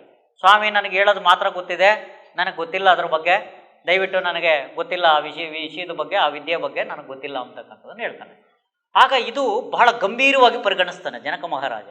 ಅಂದರೆ ಇದು ಹೇಗೆ, ಎಲ್ಲ ಬಂದವರಿಗೆಲ್ಲ ಅದೇ ಪ್ರಶ್ನೆಯನ್ನು ಕೇಳ್ತಾ ಇರ್ತಾನೆ. ಅಂಥ ಸಂದರ್ಭದಲ್ಲಿ ಈ ಅಷ್ಟವಕ್ರ ಮುನಿ ಏನಿರ್ತಾನೆ, ಅಷ್ಟವಕ್ರ ಮುನಿ ಈ ಒಂದು ಜನಕ ಮಹಾರಾಜನ ಒಂದು ರಾಜ್ಯಕ್ಕೆ ಬರ್ತಾನೆ. ಈಗ ಅಷ್ಟವಕ್ರ ಮುನಿ ಅಂತಕ್ಕಂಥದ್ದನ್ನು ಯಾಕೆ ಆಯಿತು ಅಂತಕ್ಕಂಥದ್ದನ್ನು ಅದನ್ನು ನಾವು ತಿಳ್ಕೊಂಡ್ರೆ, ಅವ್ರ ಫಾದರ್ ಏನಿದ್ದಾರೆ ಬ್ರಾಹ್ಮಣೋತ್ತಮ, ವೇದಾಂತವನ್ನು ಕಲಿಸ್ತಾ ಇರ್ತಾರೆ. ಆ ಕಲಿಸ್ತಕ್ಕಂಥ ಸಂದರ್ಭದಲ್ಲಿ ಇವನು ಗರ್ಭಕೋಶದಲ್ಲಿ ಇನ್ನೂ ಇರ್ತಾನೆ, ಯಾರು ಅಷ್ಟವಕ್ರ ಮುನಿ. ಆಗ ವೇದನ ಅವರ ತಂದೆ ಹೇಳ್ಕೊಡ್ತಕ್ಕಂಥ ಸಂದರ್ಭದಲ್ಲಿ ಎಲ್ಲೋ ಸ್ವಲ್ಪ ಸ್ವರ ವ್ಯತ್ಯಾಸವನ್ನು ಮಾಡ್ತಾರೆ ಅವರು. ಆಗ ಆ ಗರ್ಭಕೋಶದಲ್ಲಿ ಇರ್ತಕ್ಕಂಥ ಈ ಅಷ್ಟವಕ್ರ ಮುನಿ ಏನು ಹೇಳ್ತಾನೆ ಅಂದರೆ, ತಂದೆ ನೀನು ತಪ್ಪಾಗಿ ಉಚ್ಚಾರಣೆ ಮಾಡ್ತಿದ್ದೀಯಾ ಅಂತಕ್ಕಂಥದ್ದನ್ನು ಹೇಳ್ತಾನೆ. ಆಗ ಆ ತಂದೆಗೆ ಸಿಟ್ಟು ಬಂದು ಏನು ಮಾಡ್ತಾನೆ, ನೀನು ಗರ್ಭಕೋಶದಲ್ಲೇ ಇಟ್ಟು ಇದೆಯಾ, ಇನ್ನೂ ಹುಟ್ಟಿಲ್ಲ ಇದಿಲ್ಲ, ನನಗೆ ಹೇಳಕ್ಕೆ ಬರ್ತಿದೆಯಾ ಅಥವಾ ನನಗೆ ಅಡ್ಡ ತಡೆಗಳನ್ನು ಇಡ್ತಾ ಇದೆಯಾ, ನೀನು ನಿನ್ನ ಶರೀರ ಅಷ್ಟವಕ್ರವಾಗಿ ಇರಲಿ ಅಂತಕ್ಕಂಥದ್ದನ್ನು ಹೇಳ್ತಾನೆ. ಆಗ ಏನು ಹೇಳ್ತಾನೆ ಅಷ್ಟವಕ್ರ ಮುನಿ ಅಂದರೆ, ನನ್ನ ಶರೀರ ಅಷ್ಟವಕ್ರ ಆಗ್ಬೋದು ಆದರೆ ನನ್ನ ಆತ್ಮ ಅಷ್ಟವಕ್ರ ಆಗಲ್ಲ ಅಂತಾನೆ. ಆಗ ಅವ್ರ ತಂದೆ ಏನು ಹೇಳ್ತಾನೆ, ಬ್ರಾಹ್ಮಣೋತ್ತಮ, ಓಹೋ ನೀನು ಒಬ್ಬ ಮಹಾಜ್ಞಾನಿಯಪ್ಪ, ನೀನು ಬಂದು ಈ ಭಾರತ ದೇಶದಲ್ಲಿ ನಿನ್ನ ಹೆಸರು ಉಳಿಯತಕ್ಕಂಥ ಒಂದು ಇತಿಹಾಸದಲ್ಲಿ ಉಳಿಲಿ ಅಂತಕ್ಕಂಥ ನೀನು ಮಹಾಜ್ಞಾನಿ ಅಂತಕ್ಕಂಥದ್ದನ್ನು ಹೇಳ್ತಾನೆ. ಈ ರೀತಿಯಲ್ಲಿ ಅವನು ಅಷ್ಟವಕ್ರ ಮುನಿ ಆಗಿರ್ತಾನೆ. ಆ ಅಷ್ಟವಕ್ರ ಮುನಿ ಈ ಜನಕ ಮಹಾರಾಜನ ಒಂದು ರಾಜ್ಯಕ್ಕೆ ಬರ್ತಾನೆ. ಆಗ ಒಂದು ಮರದಡಿಯಲ್ಲಿ ಕೂತಿರ್ತಾನೆ. ಆಗ ಒಬ್ಬ ವ್ಯಕ್ತಿ ಬಂದು ನೀವು ಎಲ್ಲಿಂದ ಬಂದರೆ, ಇದು ಯಾವ ಅಂತ ಕೇಳ್ತಾ ಇರ್ತಾನೆ. ಆಗ ಕೇಳುವಾಗ ಈ ಅಷ್ಟವಕ್ರ ಮುನಿ ಏನು ಹೇಳ್ತಾನೆ ಅಂದರೆ, ಇದು ಯಾವ ರಾಜ್ಯನಪ್ಪ, ಯಾರ್ದು ರಾಜ್ಯ ಇದು ಅಂತ ಕೇಳ್ತಾನೆ. ಆಗ ಆ ವ್ಯಕ್ತಿ ಏನು ಹೇಳ್ತಾನೆ, ಇದು ಜನಕರಾಜನ ಮಹಾರಾಜನ ಒಂದು ರಾಜ್ಯ. ಈ ರಾಜ್ಯದಲ್ಲಿ ಯಾವುದೇ ಒಬ್ಬ ವ್ಯಕ್ತಿ ಬಂದರೆ, ಮುನಿಗಳು ಬಂದರೆ, ಆ ಒಂದು ಪ್ರಶ್ನೆ ಇದೆ ನಮ್ಮ ಜನಕ ಮಹಾರಾಜನಿಗೆ, ಅದಕ್ಕೆ ಉತ್ತರ ಹೇಳಬೇಕು. ಅದಕ್ಕೆ ಉತ್ತರ ಹೇಳಲಿಲ್ಲ ಅಂದರೆ ಜೈಲಿಗೆ ಹಾಕ್ತಾನೆ. ಇದು ನಮ್ಮ ಜನಕ ಮಹಾರಾಜ ಈಗ ಇರ್ತಕ್ಕಂಥ ಒಂದು ಪರಿಸ್ಥಿತಿ, ಅದಕ್ಕೆ ನೀನು ಇಲ್ಲಿಂದ ಹೊರಟೋಗ್ಬಿಡು ಅಂತ ಹೇಳ್ತಾರೆ. ಯಾರಿಗೆ? ಅಷ್ಟವಕ್ರ ಮುನಿಗೆ, ಆ ವ್ಯಕ್ತಿ. ಆಗ ಅಷ್ಟವಕ್ರ ಮುನಿ ಏನು ಹೇಳ್ತಾನೆ ಅಂದರೆ, ನಿಮ್ಮ ರಾಜ ಏನಿದ್ದಾನೆ ಏನೇನು ಪ್ರಶ್ನೆಗಳು ಕೇಳ್ತಾನೋ ಅದಕ್ಕೆಲ್ಲ ನಾನು ಉತ್ತರ ಹೇಳೋಕ್ಕೆ ರೆಡಿ ಇದ್ದೀನಿ, ಆ ಸಾಮರ್ಥ್ಯ ನನಗಿದೆ, ನನ್ನನ್ನು ಕರ್ಕೊಂಡು ಹೋಗೋ ಆಸ್ಥಾನಕ್ಕೆ ಅಂತ ಹೇಳ್ತಾನೆ. ಆಗ ಆಸ್ಥಾನಕ್ಕೆ ಕರ್ಕೊಂಡು ಹೋಗ್ತಕ್ಕಂಥ ಸಂದರ್ಭದಲ್ಲಿ ಆಗ ಜನಕ ಮಹಾರಾಜ ಅಂದರೆ ಭಾಳ ರಾಜರಲ್ಲೇ ರಾಜ ಇರ್ತಕ್ಕಂಥ ಒಂದು ಕಿಂಗ್ ಮಹಾರಾಜ, ಅಂದರೆ ಸ್ಪಿರಿಚುವಲ್ ಮಹಾರಾಜ ಅವರು. ಅದಕ್ಕೆ ಅಲ್ಲಿ ಅನೇಕ ಮಹಾನ್ ಪಂಡಿತರು ಕೂತಿರ್ತಾರೆ ಆಸ್ಥಾನದಲ್ಲಿ. ಅಂದರೆ ಏಕವೇದಾಂತಿ, ದ್ವಿವೇದಾಂತಿ, ತ್ರಿವೇದಾಂತಿ ಮತ್ತು ಚತುರ್ವೇದಾಂತಿಗಳು ಅಂತ ಏನು ಕರಿತೀವಲ್ಲ, ಅಂದರೆ ಈ ಥರ ಅನೇಕ ಮಹಾಜ್ಞಾನಿಗಳು ಆ ಸ್ಥಾನದಲ್ಲಿ, ಎಲ್ಲ ಪಂಡಿತೋತ್ತಮರು, ಎಲ್ಲ ತಿಳ್ಕೊಂಡಿರ್ತಕ್ಕಂಥ ಮಹಾಜ್ಞಾನಿಗಳು ಆ ಸಭೆ ಆ ಸಮಾರಂಭದಲ್ಲಿ ಕೂತಿರ್ತಾರೆ. ಆಗ ಈ ವ್ಯಕ್ತಿ ಕರ್ಕೊಂಡು ಬರ್ತಾನೆ. ಕರ್ಕೊಂಡು ಬಂದಿದ್ದಾದಮೇಲೆ ಆ ಅಷ್ಟವಕ್ರ ಅಂದರೆ 8 ವಕ್ರವಾಗಿರುತ್ತೆ ಆ ಶರೀರವನ್ನು ನೋಡಿಬಿಟ್ಟು ಆ ಎಲ್ಲ ಮುನಿಗಳೇನಿರ್ತಾರೆ, ಆ ಎಲ್ಲ ವೇದಾಂತಿಗಳೇನಿರ್ತಾರೆ, ಆ ಎಲ್ಲ ಪಂಡಿತೋತ್ತಮ ಜ್ಞಾನಿಗಳೇನಿರ್ತಾರೆ ಎಲ್ಲ ನಗ್ತಾ ಇರ್ತಾರೆ ಈ ಅಷ್ಟವಕ್ರ ಶರೀರವನ್ನು ನೋಡಿಬಿಟ್ಟು. ಇವನೇನು ಮಾಡ್ತಾನೆ ಅಷ್ಟವಕ್ರ ಮುನಿ, ಅದಕ್ಕಿಂತ ಜೋರಾಗಿ ನಗ್ತಾನೆ. ಆಗ ಅವನಿಗೆ ಜನಕ ಮಹಾರಾಜನಿಗೆ ಏನನ್ಸುತ್ತೆ, ಓಹೋ ಇವನ್ಯಾರೋ ಮಹಾಮುನಿ ಇರಬೇಕು, ಯಾಕಂದರೆ ಇವನು ಇಷ್ಟೊಂದು ಅದ್ಭುತವಾಗಿ ನಗ್ತಾ ಇದ್ದಾನೆ, ಇವರೆಲ್ಲರೂ ನಕ್ಕಿರೋದಕ್ಕೆ ಏನು ವಿಷಯ, ಯಾಕೆ ನಗ್ತಾ ಇದ್ದಾನೆ ಅಂತಕ್ಕಂಥ. ಆಗ ಆಸ್ಥಾನದಲ್ಲಿ ಅವ್ರಿಗೊಂದು ಚೇರನ್ನು ಕೂರಿಸಿ, ಮುನಿಗಳೇ, ನಮ್ಮ ಈ ಎಲ್ಲ ಪಂಡಿತೋತ್ತಮರು, ಈ ಸಭೆಯಲ್ಲಿರ್ತಕ್ಕಂಥ ಎಲ್ಲ ಜ್ಞಾನಿಗಳು ಮತ್ತು ಎಲ್ಲ ಪ್ರಜೆಗಳು ನಕ್ಕಿರೋದಕ್ಕೆ ಕಾರಣ ಇದೆ, ನೀವು ಅಷ್ಟವಕ್ರವಾಗಿದ್ದೀರಾ, ಅದಕ್ಕೆ ಆ ಶರೀರವನ್ನು ನೋಡಿ ಇವರೆಲ್ಲರೂ ನಕ್ಕಿದ್ದಾರೆ. ಆದರೆ ನನಗೊಂದು ಸಂಶಯ ಇದೆ, ನೀವು ಯಾಕೆ ನಕ್ಕಿದ್ರಿ ಇವರೆಲ್ಲರಿಗಿಂತ ಜೋರಾಗಿ, ಅದನ್ನು ಏನಾದರೂ ತಿಳಿಸೋದಕ್ಕೆ ಪ್ರಯತ್ನ ಪಡ್ತೀರಾ ಅಂತಕ್ಕಂಥದ್ದನ್ನು ಹೇಳ್ತಾರೆ. ಆಗ ಅಷ್ಟವಕ್ರ ಮುನಿ ಹೇಳ್ತಾನೆ, ಇದನ್ನು ನೀವು ಗಮನದಲ್ಲಿ ಇಟ್ಕೊಳ್ಬೇಕಿಲ್ಲಿ, ಭಾಳ ಅದ್ಭುತವಾಗಿರ್ತಕ್ಕಂಥ ಒಂದು ಜ್ಞಾನನ ಇಲ್ಲಿ ಕೊಡ್ತಾನೆ. ಆಗ ಅಷ್ಟವಕ್ರ ಮುನಿ ಹೇಳ್ತಾನೆ ಜನಕ ಮಹಾರಾಜನಿಗೆ, ನೋಡಿ 3 ದೃಷ್ಟಿ ಇರುತ್ತೆ ಅಂತ ಹೇಳ್ತಾನೆ. ಒಂದು ಚರ್ಮ ದೃಷ್ಟಿ, ಒಂದು ಗುಣದೃಷ್ಟಿ, ಒಂದು ಬ್ರಹ್ಮದೃಷ್ಟಿ ಅಂತ. ಅಂದರೆ ಚರ್ಮ ದೃಷ್ಟಿ ಅಂದರೆ ಪ್ರತಿಯೊಂದು ಪ್ರಾಣಿಗಳಿಗೂ ಸಹ, ಪ್ರತಿಯೊಂದು ಮನುಷ್ಯರಿಗೂ ಸಹ, ಸಕಲ ಜೀವ ಕೋಟಿ ಎಲ್ಲಕ್ಕೂ ಇರತಕ್ಕಂಥದ್ದನ್ನು ಈ ಚರ್ಮ ದೃಷ್ಟಿ ಅಂತ ಕರಿತೀವಿ. ಅಂದರೆ ಎಲ್ಲರಿಗೂ ಇರುತ್ತೆ. ನೀವೆಲ್ಲ ಪ್ರಾಣಿಗಳನ್ನು ನೋಡಿದ್ರು ಚರ್ಮದ ಗುಣಗಳೇನಿದೆ, ಆ ಗುಣ ಅವಶೇಷಗಳೇನಿರುತ್ತೆ, ಆ ಎಲ್ಲ ಗುಣಗಳನ್ನು ಹೊಂದಿರತಕ್ಕಂಥದ್ದು, ಆ ಚರ್ಮವನ್ನು ಹೊಂದಿರತಕ್ಕಂಥದ್ದು ಏನು ದೃಷ್ಟಿ ಇರುತ್ತೋ ಆ ಎಲ್ಲಕ್ಕೂ ಅನ್ವಯಿಸುತ್ತೆ ಅಂತಕ್ಕಂಥದ್ದು. ಎರಡನೇದೇನಿದೆ ಗುಣದೃಷ್ಟಿ ಅಂತಕ್ಕಂಥದ್ದು. ಗುಣದೃಷ್ಟಿ ಅಂದರೆ ಇಡೀ ಪ್ರಪಂಚದಲ್ಲಿ ನೀವು ಎಲ್ಲೇ ಹೋದರೂ ಒಳ್ಳೆಯದು ಇದೆ, ಕೆಟ್ಟದ್ದು ಇದೆ. ಆಮೇಲೆ ಪ್ರತಿಯೊಬ್ಬ ಮನುಷ್ಯನಲ್ಲೂ ಸಹ ಒಳ್ಳೆ ಗುಣಗಳು ಇದ್ದಾವೆ, ಕೆಟ್ಟ ಗುಣಗಳು ಇದ್ದಾವೆ. ಈಗ ಧರ್ಮರಾಜನಿಗೆ ಕೆಟ್ಟ ವ್ಯಕ್ತಿ ಕಾಣಲಿಲ್ಲ, ದುರ್ಯೋಧನಿಗೆ ಒಳ್ಳೆ ವ್ಯಕ್ತಿ ಕಾಣಲಿಲ್ಲ ಅಂತಕ್ಕಂಥದ್ದು ನಾವು ಹೇಳ್ಬೋದು. ಇದಕ್ಕೆ ಇದು ಗುಣದೃಷ್ಟಿ ಅಂತ ಕರಿತೀವಿ. ಇನ್ನು ಬ್ರಹ್ಮದೃಷ್ಟಿ ಅಂತಕ್ಕಂಥದ್ದು ಅಥವಾ ಪರಮಾತ್ಮನ ದೃಷ್ಟಿ ಅಂತ ಕರಿತೀವಿ ಇದನ್ನು. ಇದು ಅಂದರೆ ಏನು ಅಂತ ಅಂದರೆ, ಈ ಎಲ್ಲ ಗುಣಗಳು ನಮಗೆ ಅವಶ್ಯಕತೆ ಇಲ್ಲ, ಗುಣಗಳು ಬೇಡ, ಏನೂ ಬೇಡ, ನೀನೇ ಭಗವಂತ ಅಂತಕ್ಕಂಥದ್ದನ್ನು ಸ್ವೀಕರಿಸ್ತಕ್ಕಂಥದ್ದೇನಿದೆ ಅದನ್ನು ನಾವು ಭಗವಂತ ದೃಷ್ಟಿ ಅಂತ ಕರಿತೀವಿ. ಅದಕ್ಕೆ ಅಷ್ಟವಕ್ರ ಮುನಿ ಏನು ಹೇಳ್ತಾನೆ ಅಂತ ಅಂದರೆ, ಗೀತೆಯಲ್ಲೂ ಹೇಳಿರ್ತಕ್ಕಂಥದ್ದನ್ನು ಸಹ ಸೇರಿಸಿ ಅಷ್ಟಾವಕ್ರ ಮುನಿ ಹೇಳ್ತಕ್ಕಂಥದ್ದು, ಪ್ರತಿಯೊಬ್ಬರ ಒಂದು ಹೃದಯದಲ್ಲಿ ನಾನು ಜ್ಞಾನ ಸ್ವರೂಪನಾಗಿ ನಾನಿದ್ದೀನಿ. ಆ ಜ್ಞಾನ ಸ್ವರೂಪವನ್ನು ತಿಳಿದಿರ್ತಕ್ಕಂಥವನೇ ಜ್ಞಾನಿ. ಆ ಜ್ಞಾನಿಯೇ ನಾನು, ನಾನೇ ಪರಮಾತ್ಮ, ಪರಮಾತ್ಮನೇ ಜ್ಞಾನಿ ಅಂತಕ್ಕಂಥದ್ದನ್ನು ಹೇಳ್ತಾರೆ. ಇದು ಇರ್ತಕ್ಕಂಥ ಜ್ಞಾನಿಗಳಿಗೆ ಇರಬೇಕಾಗಿರ್ತಕ್ಕಂಥ ಒಂದು ಜ್ಞಾನ. ಆ ಜ್ಞಾನ ಇಲ್ಲಿರ್ತಕ್ಕಂಥ ಯಾವ ಜ್ಞಾನಿಗಳಿಗೂ ಇಲ್ಲ ಅಂತಕ್ಕಂಥದ್ದನ್ನು ನನಗೆ ಅನ್ನಿಸ್ದಾಗ ನಾನು ನಗ್ತಾ ಇದ್ದೀನಿ. ಯಾಕೆಂದರೆ ಒಬ್ಬ ಜನಕ ಮಹಾರಾಜ ಇರ್ತಕ್ಕಂಥ ಎಂಥ ಮಹಾನ್ ಉತ್ತಮವಾಗಿರ್ತಕ್ಕಂಥ ಪಂಡಿತರು ಜ್ಞಾನಿಗಳಿದ್ದಾರೆ ಅಂತ ತಿಳ್ಕೊಂಡಿದ್ದೆ. ಆದರೆ ನನಗೆ ನೋಡಿದಾಗ ಈ ಒಂದು ಇಂತಹ ತಿಳಿದಿರ್ತಕ್ಕಂಥವನನ್ನು ಜ್ಞಾನಿ ಅಂತ ನಾನು ತಿಳ್ಕೊಂಡಿದ್ದೀನಿ. ಆ ಜ್ಞಾನಿಗಳು ಇಲ್ಲಿ ಯಾರೂ ಇಲ್ಲ, ನನ್ನ ಕಣ್ಣು ಕಾಣಿಸ್ತಾ ಇಲ್ಲ, ಇಲ್ಲಿ ಯಾರು ಜ್ಞಾನಿಗಳೇ ಇಲ್ಲ, ಇವರೆಲ್ಲ ಹುಚ್ಚರು ಅಂತಕ್ಕಂಥದ್ದನ್ನು ಹೇಳ್ತಾರೆ. ಅಂದರೆ ಈ ಮೂರು ದೃಷ್ಟಿಗಳನ್ನು ಒಬ್ಬ ಅಷ್ಟಾವಕ್ರ ಮುನಿ ಹೇಗೆ ನೋಡ್ತಾನೆ ಅಂತಕ್ಕಂಥದ್ದನ್ನು ನಾವು ಹೇಳ್ಬೋದು. ಆಗ ಜನಕ ಮಹಾರಾಜನಿಗೆ ಅರ್ಥ ಆಗುತ್ತೆ. ಅರ್ಥ ಆದಮೇಲೆ ಆಗ ಆಯಿತು, ಈಗ ನಾನು ಕುದುರೆನ ತರಿಸ್ತೀನಿ, ಆ ಒಂದು ರಿಂಗ್ ಹಿಂದೆ ಇವನಿಗೆ ಕಾಡ್ತಾ ಇರ್ತಲ್ಲ ಒಂದು ಪ್ರಶ್ನೆಗೆ ನನಗೆ ನೀವೇ ಮುನಿಗಳು ನನಗೆ ಉತ್ತರ ಕೊಡಿ ಅಂತಕ್ಕಂಥ ಹೇಳ್ತಾನೆ. ಅದೇನು ನಾನು ಉತ್ತರ ಕೊಡ್ತೀನಿ ಅಂತ ಅಷ್ಟಾವಕ್ರ ಮುನಿ ಹೇಳ್ತಾನೆ. ಆಯಿತು, ನೀವು ಒಂದು ಕುದುರೆನ ತರಿಸ್ತಾನೆ. ಆಗ ಕುದುರೆನ ತರಿಸಿ ಮತ್ತೆ ಈಗ ನನಗೆ ಹೇಳ್ಕೊಡಿ, ಮತ್ತು ಅದನ್ನು ಹೇಗೆ ಆ ಆತ್ಮಜ್ಞಾನವನ್ನು ಹೊಂದಬಹುದು ಅಂತಕ್ಕಂಥದ್ದನ್ನು ಕೇಳ್ತಾನೆ. ಆಗ ಅಷ್ಟಾವಕ್ರ ಮುನಿ ಹೇಳ್ತಾನೆ, ನೀನು ಪರಿಪೂರ್ಣವಾಗಿ ನನ್ನನ್ನು ಗುರುವಾಗಿ ಸ್ವೀಕರಿಸಬೇಕು ಅಂತಾನೆ. ಆಯಿತು, ನಾನು ಸ್ವೀಕರಿಸಿದ್ದೀನಿ ಅಂತ ಜನಕ ಮಹಾರಾಜ ಹೇಳ್ತಾನೆ. ಹಾಗಾದರೆ ಈ ಒಂದು ರಹಸ್ಯ ವಿದ್ಯೆನ ನಾನು ಇಲ್ಲಿ ಹೇಳೋದಕ್ಕಾಗೋದಿಲ್ಲ, ಅದಕ್ಕೆ ನಾವು ಏಕಾಂತವಾಗಿರಬೇಕಾಗತ್ತೆ. ಅದಕ್ಕೆ ಈ ಕುದುರೆನ ತೆಗೆದುಕೊಂಡು ಅರಣ್ಯಕ್ಕೆ ಹೋಗೋದು ನಡಿ ಅಂತಕ್ಕಂಥದ್ದನ್ನು ಹೇಳ್ತಾನೆ. ಆಗ ಅರಣ್ಯಕ್ಕೆ ಒಂದಷ್ಟು ಸೈನ್ಯವನ್ನು ಕರ್ಕೊಳ್ತಾರೆ. ಮತ್ತು ಜನಕ ಮಹಾರಾಜ ಮತ್ತು ಆ ಕುದುರೆ ಮತ್ತು ಅಷ್ಟಾವಕ್ರ ಮುನಿ ಹೋಗ್ತಾರೆ. ಆಗ ಎಲ್ಲ ಸೈನಿಕರನ್ನೆಲ್ಲ ದೂರ ಕಳಿಸ್ತಾನೆ. ಆಗ ಅಷ್ಟಾವಕ್ರ ಮುನಿ ಮತ್ತು ಈ ಒಂದು ಕುದುರೆ ಮತ್ತು ಜನಕ ಮಹಾರಾಜ ಇರ್ತಾನೆ. ಆಗ ಒಂದು ರಿಂಗಲ್ಲಿ ಕಾಲಿಡಕ್ಕೆ ಹೋಗ್ತಾನೆ. ಆಗ ಕಾಲಿಡ್ತಕ್ಕಂಥ ಸಂದರ್ಭದಲ್ಲಿ ಅಷ್ಟಾವಕ್ರ ಮುನಿ ಹೇಳ್ತಾನೆ, ಈಗ ನಂದು ಒಂದು ನಿವೇದನೆ ಇದೆ. ಈಗ ನೀವೇನು ಕಾಲಿಟ್ಟಿದ್ದೀರಾ, ಈಗ ನನ್ನ ಗುರುವಾಗಿ ನೀವು ಸ್ವೀಕರಿಸಿದ್ದೀರಾ, ಆದರೆ ನನಗೆ ಗುರುದಕ್ಷಿಣೆಯನ್ನು ಕೊಟ್ಟು ಇದನ್ನು ಪಡಿಬೇಕು ಅಂತಕ್ಕಂಥದ್ದನ್ನು ಹೇಳ್ತಾನೆ. ಆಗ ಆ ಗುರುದಕ್ಷಿಣೆಯನ್ನು ನೀವು ಕೊಡಬೇಕು ಅಂತಾನೆ. ಹೇಳಿ ಗುರುಗಳೇ, ನೀವು ಏನು ಕೇಳಿದ್ರು ನಾನು ಆ ಗುರುದಕ್ಷಿಣೆಯನ್ನು ಕೊಡ್ತೀನಿ ಅಂತ ಹೇಳ್ತಾನೆ.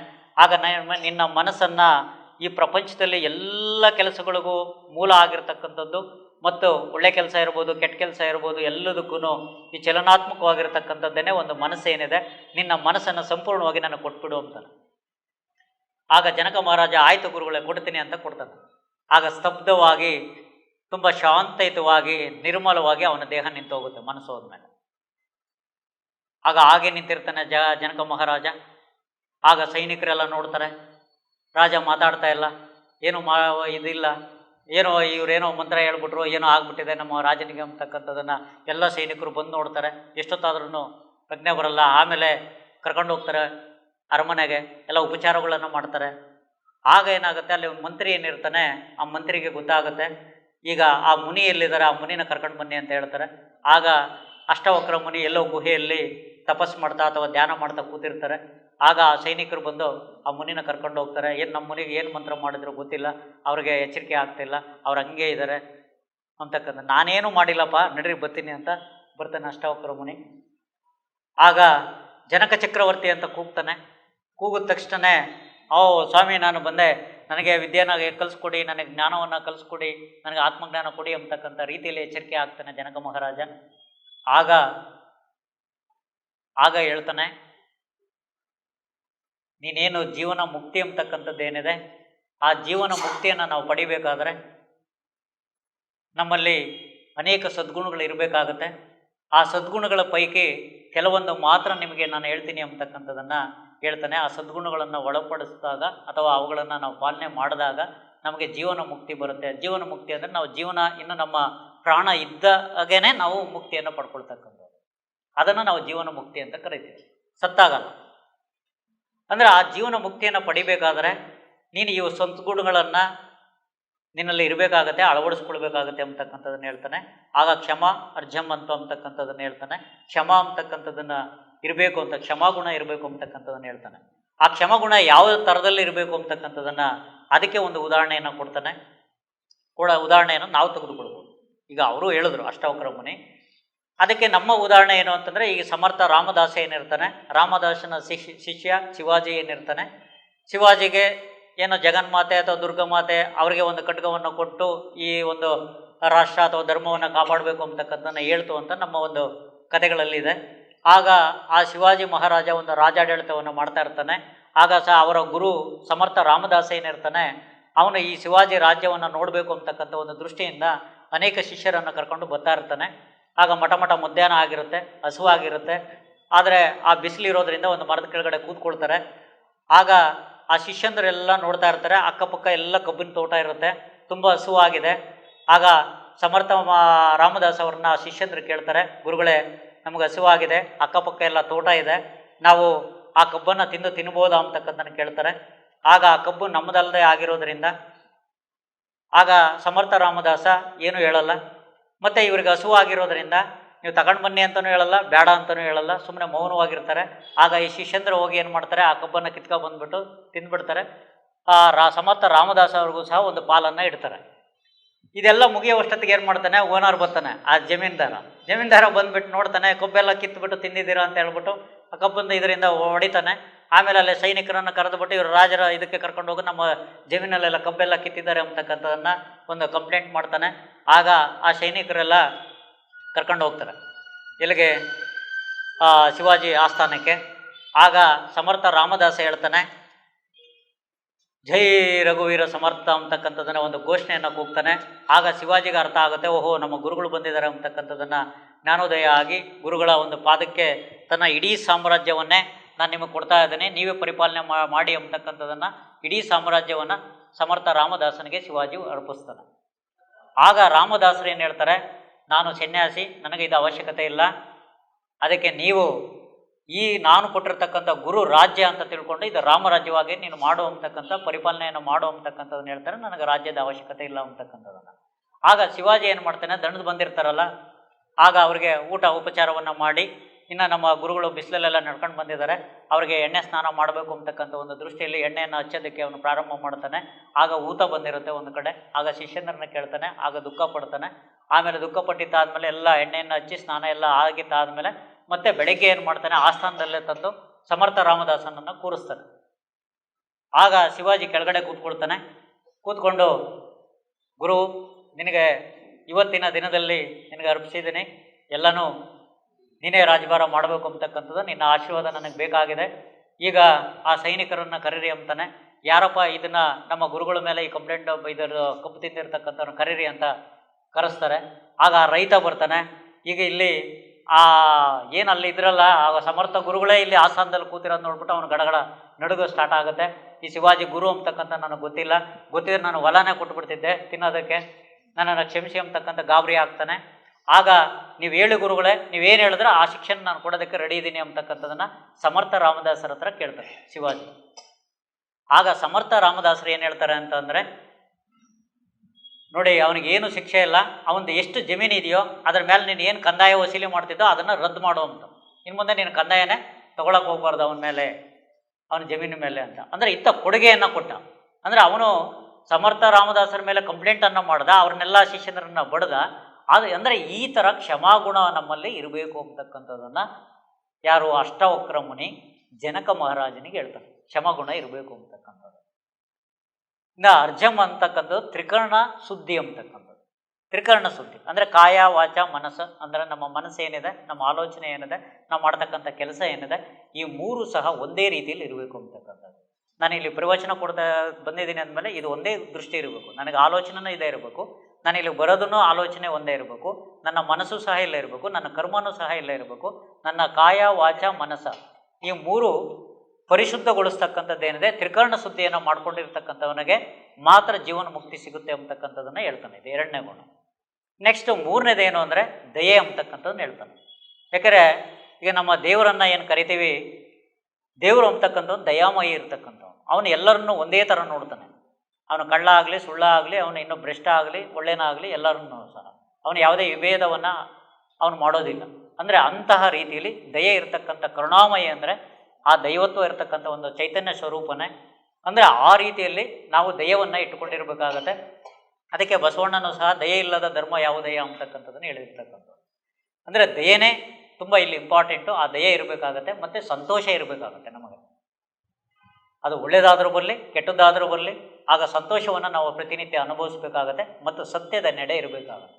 ಅಂದರೆ ಈ 5 ಅಂಶಗಳಿದ್ದರೆ ನಾವು ಜೀವನದಲ್ಲಿ ಇರ್ತಕ್ಕಂಥ ಒಂದು ಜೀವನದಲ್ಲೇ ಜೀವನ ಮುಕ್ತಿಯನ್ನು ಪಡಿಬೋದು ಅಂತಕ್ಕಂಥ ಅಷ್ಟಾವಕ್ರ ಮುನಿ ಜನಕ ಮಹಾರಾಜನಿಗೆ ಹೇಳ್ತಾನೆ. ಅಂದರೆ ಈ ಥರ ಜೀವನ ಮುಕ್ತಿಯನ್ನು ಪಡೀತಕ್ಕಂಥ ಒಂದು ಇದಕ್ಕೆ ನಮ್ಮ ಪತ್ರಿಜಿಯವರು ಏನು ಹೇಳ್ತಾರೆ ಅಂತಂದರೆ, ಮೂರನೇ ಒಂದು ವರದಾನ ಏನಿದೆ ಧ್ಯಾನ ಅಂತಕ್ಕಂಥದ್ದನ್ನು ನಿಮಗೆ ನೀವು ಪಡ್ಕೊಳ್ತಕ್ಕಂಥದ್ದು.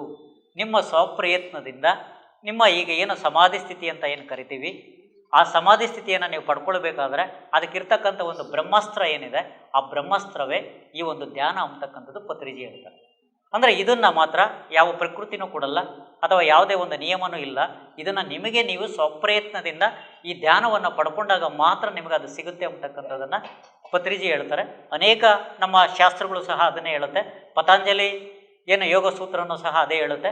ಅಂದರೆ ಇದನ್ನು ಧ್ಯಾನ ಅಂತಕ್ಕಂಥದ್ದು, ಈ ಧ್ಯಾನ ಮಾಡೋದ್ರಿಂದ ಏನಾಗುತ್ತೆ ಅಂತಕ್ಕಂಥದ್ದನ್ನು, ಈ ಧ್ಯಾನ ಮಾಡೋದ್ರಿಂದ ಈಗಾಗಲೇ ನಮ್ಮ ನಾಗರಾಜ್ ಸರ್ ಹೇಳಿದ್ರು, ಕಂಪ್ಲೀಟಾಗಿ ಅನೇಕ ರೋಗಗಳು ವಾಸಿ ಆಗ್ತಕ್ಕಂಥದ್ದು ಏನಿದೆ ಇದೆಲ್ಲನೂ ಆಗೋದಕ್ಕೆ ಸಾಧ್ಯತೆ ಇದೆ ಅಂತಕ್ಕಂಥದ್ದು ಒಂದು ಪರಿಕಲ್ಪನೆಯನ್ನು ಕಟ್ಕೊಟ್ಟಿದ್ದಾರೆ. ಮತ್ತು ಅನೇಕ ಪಿರಮಿಡ್ ಮಾಸ್ಟರ್ಗಳಲ್ಲಿ ಅದು ಸಕ್ಸಸ್ ಆಗಿದೆ.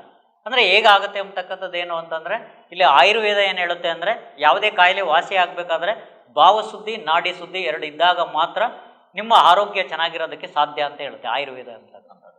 ಅದೇ ರೀತಿಯಲ್ಲಿ ಇಲ್ಲಿ ಧ್ಯಾನ ಮಾಡಿದಾಗ ಏನಾಗುತ್ತೆ ಅಂದರೆ, ನಿಮಗೆ ಭಾವಶುದ್ಧಿ ಉಂಟಾಗುತ್ತೆ, ನಾಡಿ ಶುದ್ಧಿನೂ ಉಂಟಾಗುತ್ತೆ.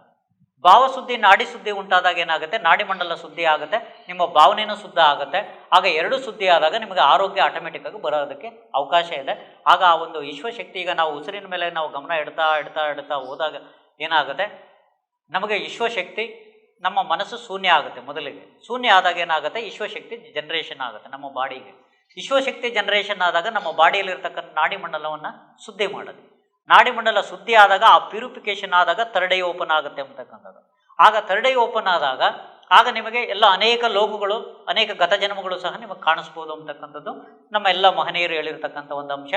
ಈ ಥರ ನಾವು ಮಾಡ್ತಾ ಹೋದಾಗ ನಮಗೆ ಈ ಧ್ಯಾನದಿಂದ ಮೂರು ಒಂದು ಆರೋಗ್ಯನೂ ಸಿಗುತ್ತೆ, ಜ್ಞಾನನೂ ಸಿಗುತ್ತೆ ಮತ್ತು ಭೋಗನೂ ಸಹ ನಾವು ಅನುಭವಿಸ್ಬೋದು. ಆರೋಗ್ಯ ಚೆನ್ನಾಗಿತ್ತು ಅಂದರೆ ನಾವು ಪ್ರಾಪಂಚಿಕ ಜೀವನದಲ್ಲಿ ಆರಾಮಾಗಿರ್ಬೋದು ಅಂತಕ್ಕಂಥದ್ದನ್ನು.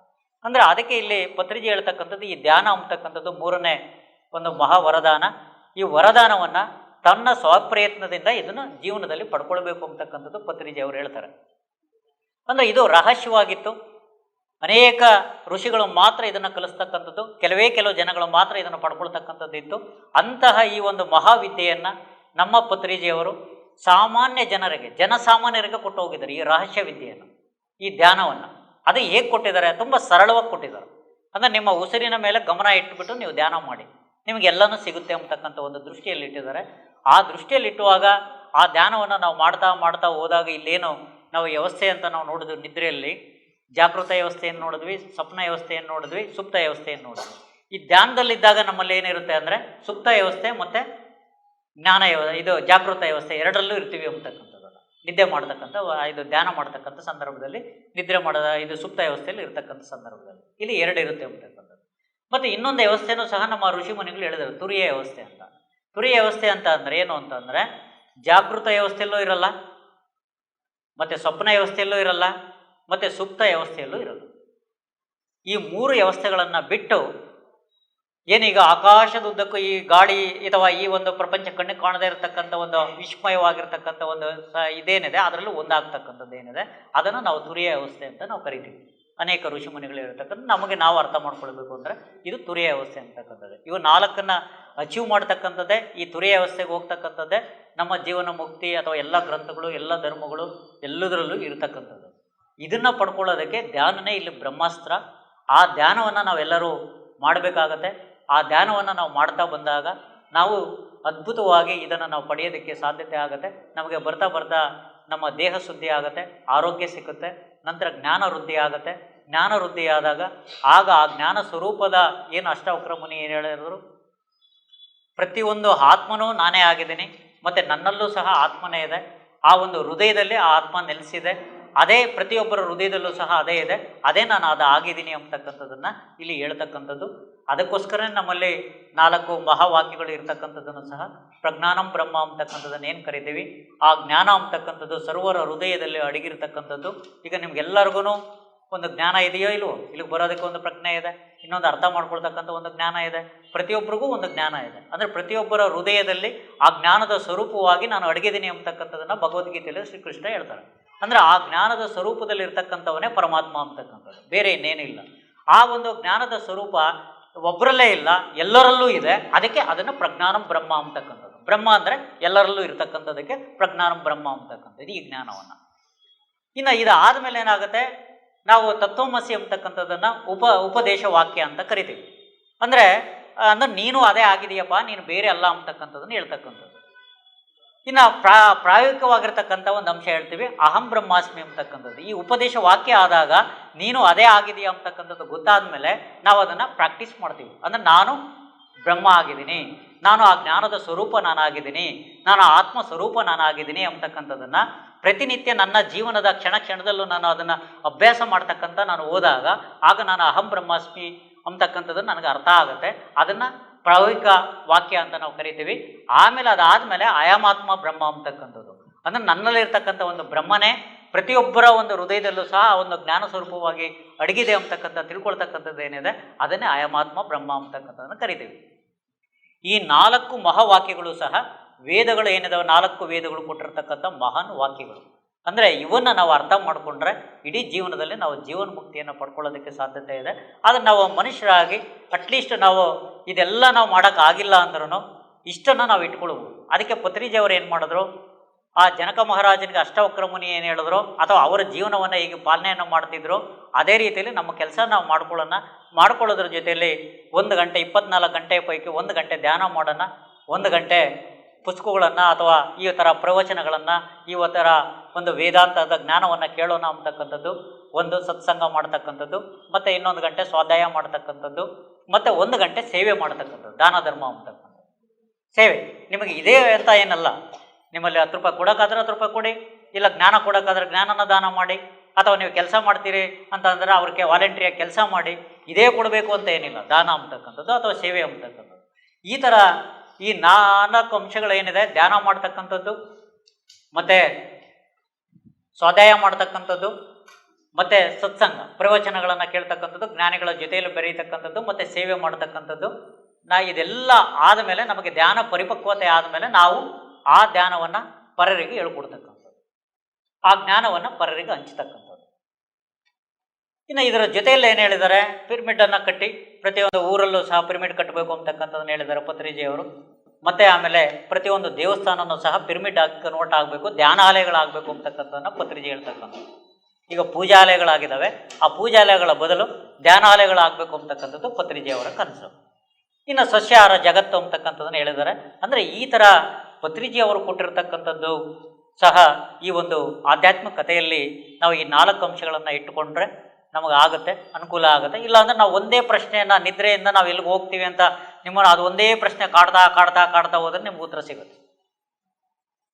ಇನ್ನೂ ನಾವು ಹೇಗೆ ಮಾಡ್ಬೋದು ಅಂತಕ್ಕಂಥ, ನಾವು ಮಾನವರಾಗ ಅದೆಲ್ಲ ಮಾಡೋಕ್ಕಾಗಲ್ಲ ಅಂದ್ರೂ ಸುಮ್ಮನೆ ಒಂದು ಪ್ರಶ್ನೆಯನ್ನು ಇಟ್ಕೊಳ್ಳಿ. ಒಂದು ಪ್ರಶ್ನೆಯನ್ನು ಇಟ್ಕೊಂಡು ನಾವು ನಿದ್ರೆಯಲ್ಲಿ ಹೇಗೆ ಹೋಗ್ತೀವಿ, ಎಲ್ಲಿ ಹೋಗ್ತೀವಿ ಅಂತ ನಾವು ಒಂದು ಪ್ರಶ್ನೆಯನ್ನು ಹಾಕ್ಕೊಳ್ತಾ ಹೋದರೆ, ಈಗ ಪತ್ರಿಜಿ ಅವರು ಏನು ತಿಳಿಸಿದ್ದಾರೆ ಇದರಲ್ಲಿ ಪ್ರಕೃತಿಯ ಒಂದು ನಿಯಮದಲ್ಲಿ, ಅದನ್ನು ನಮ್ಮ ಜೀವಾತ್ಮ ಹೊರಗಡೆಗೆ ಹೋಗುತ್ತೆ.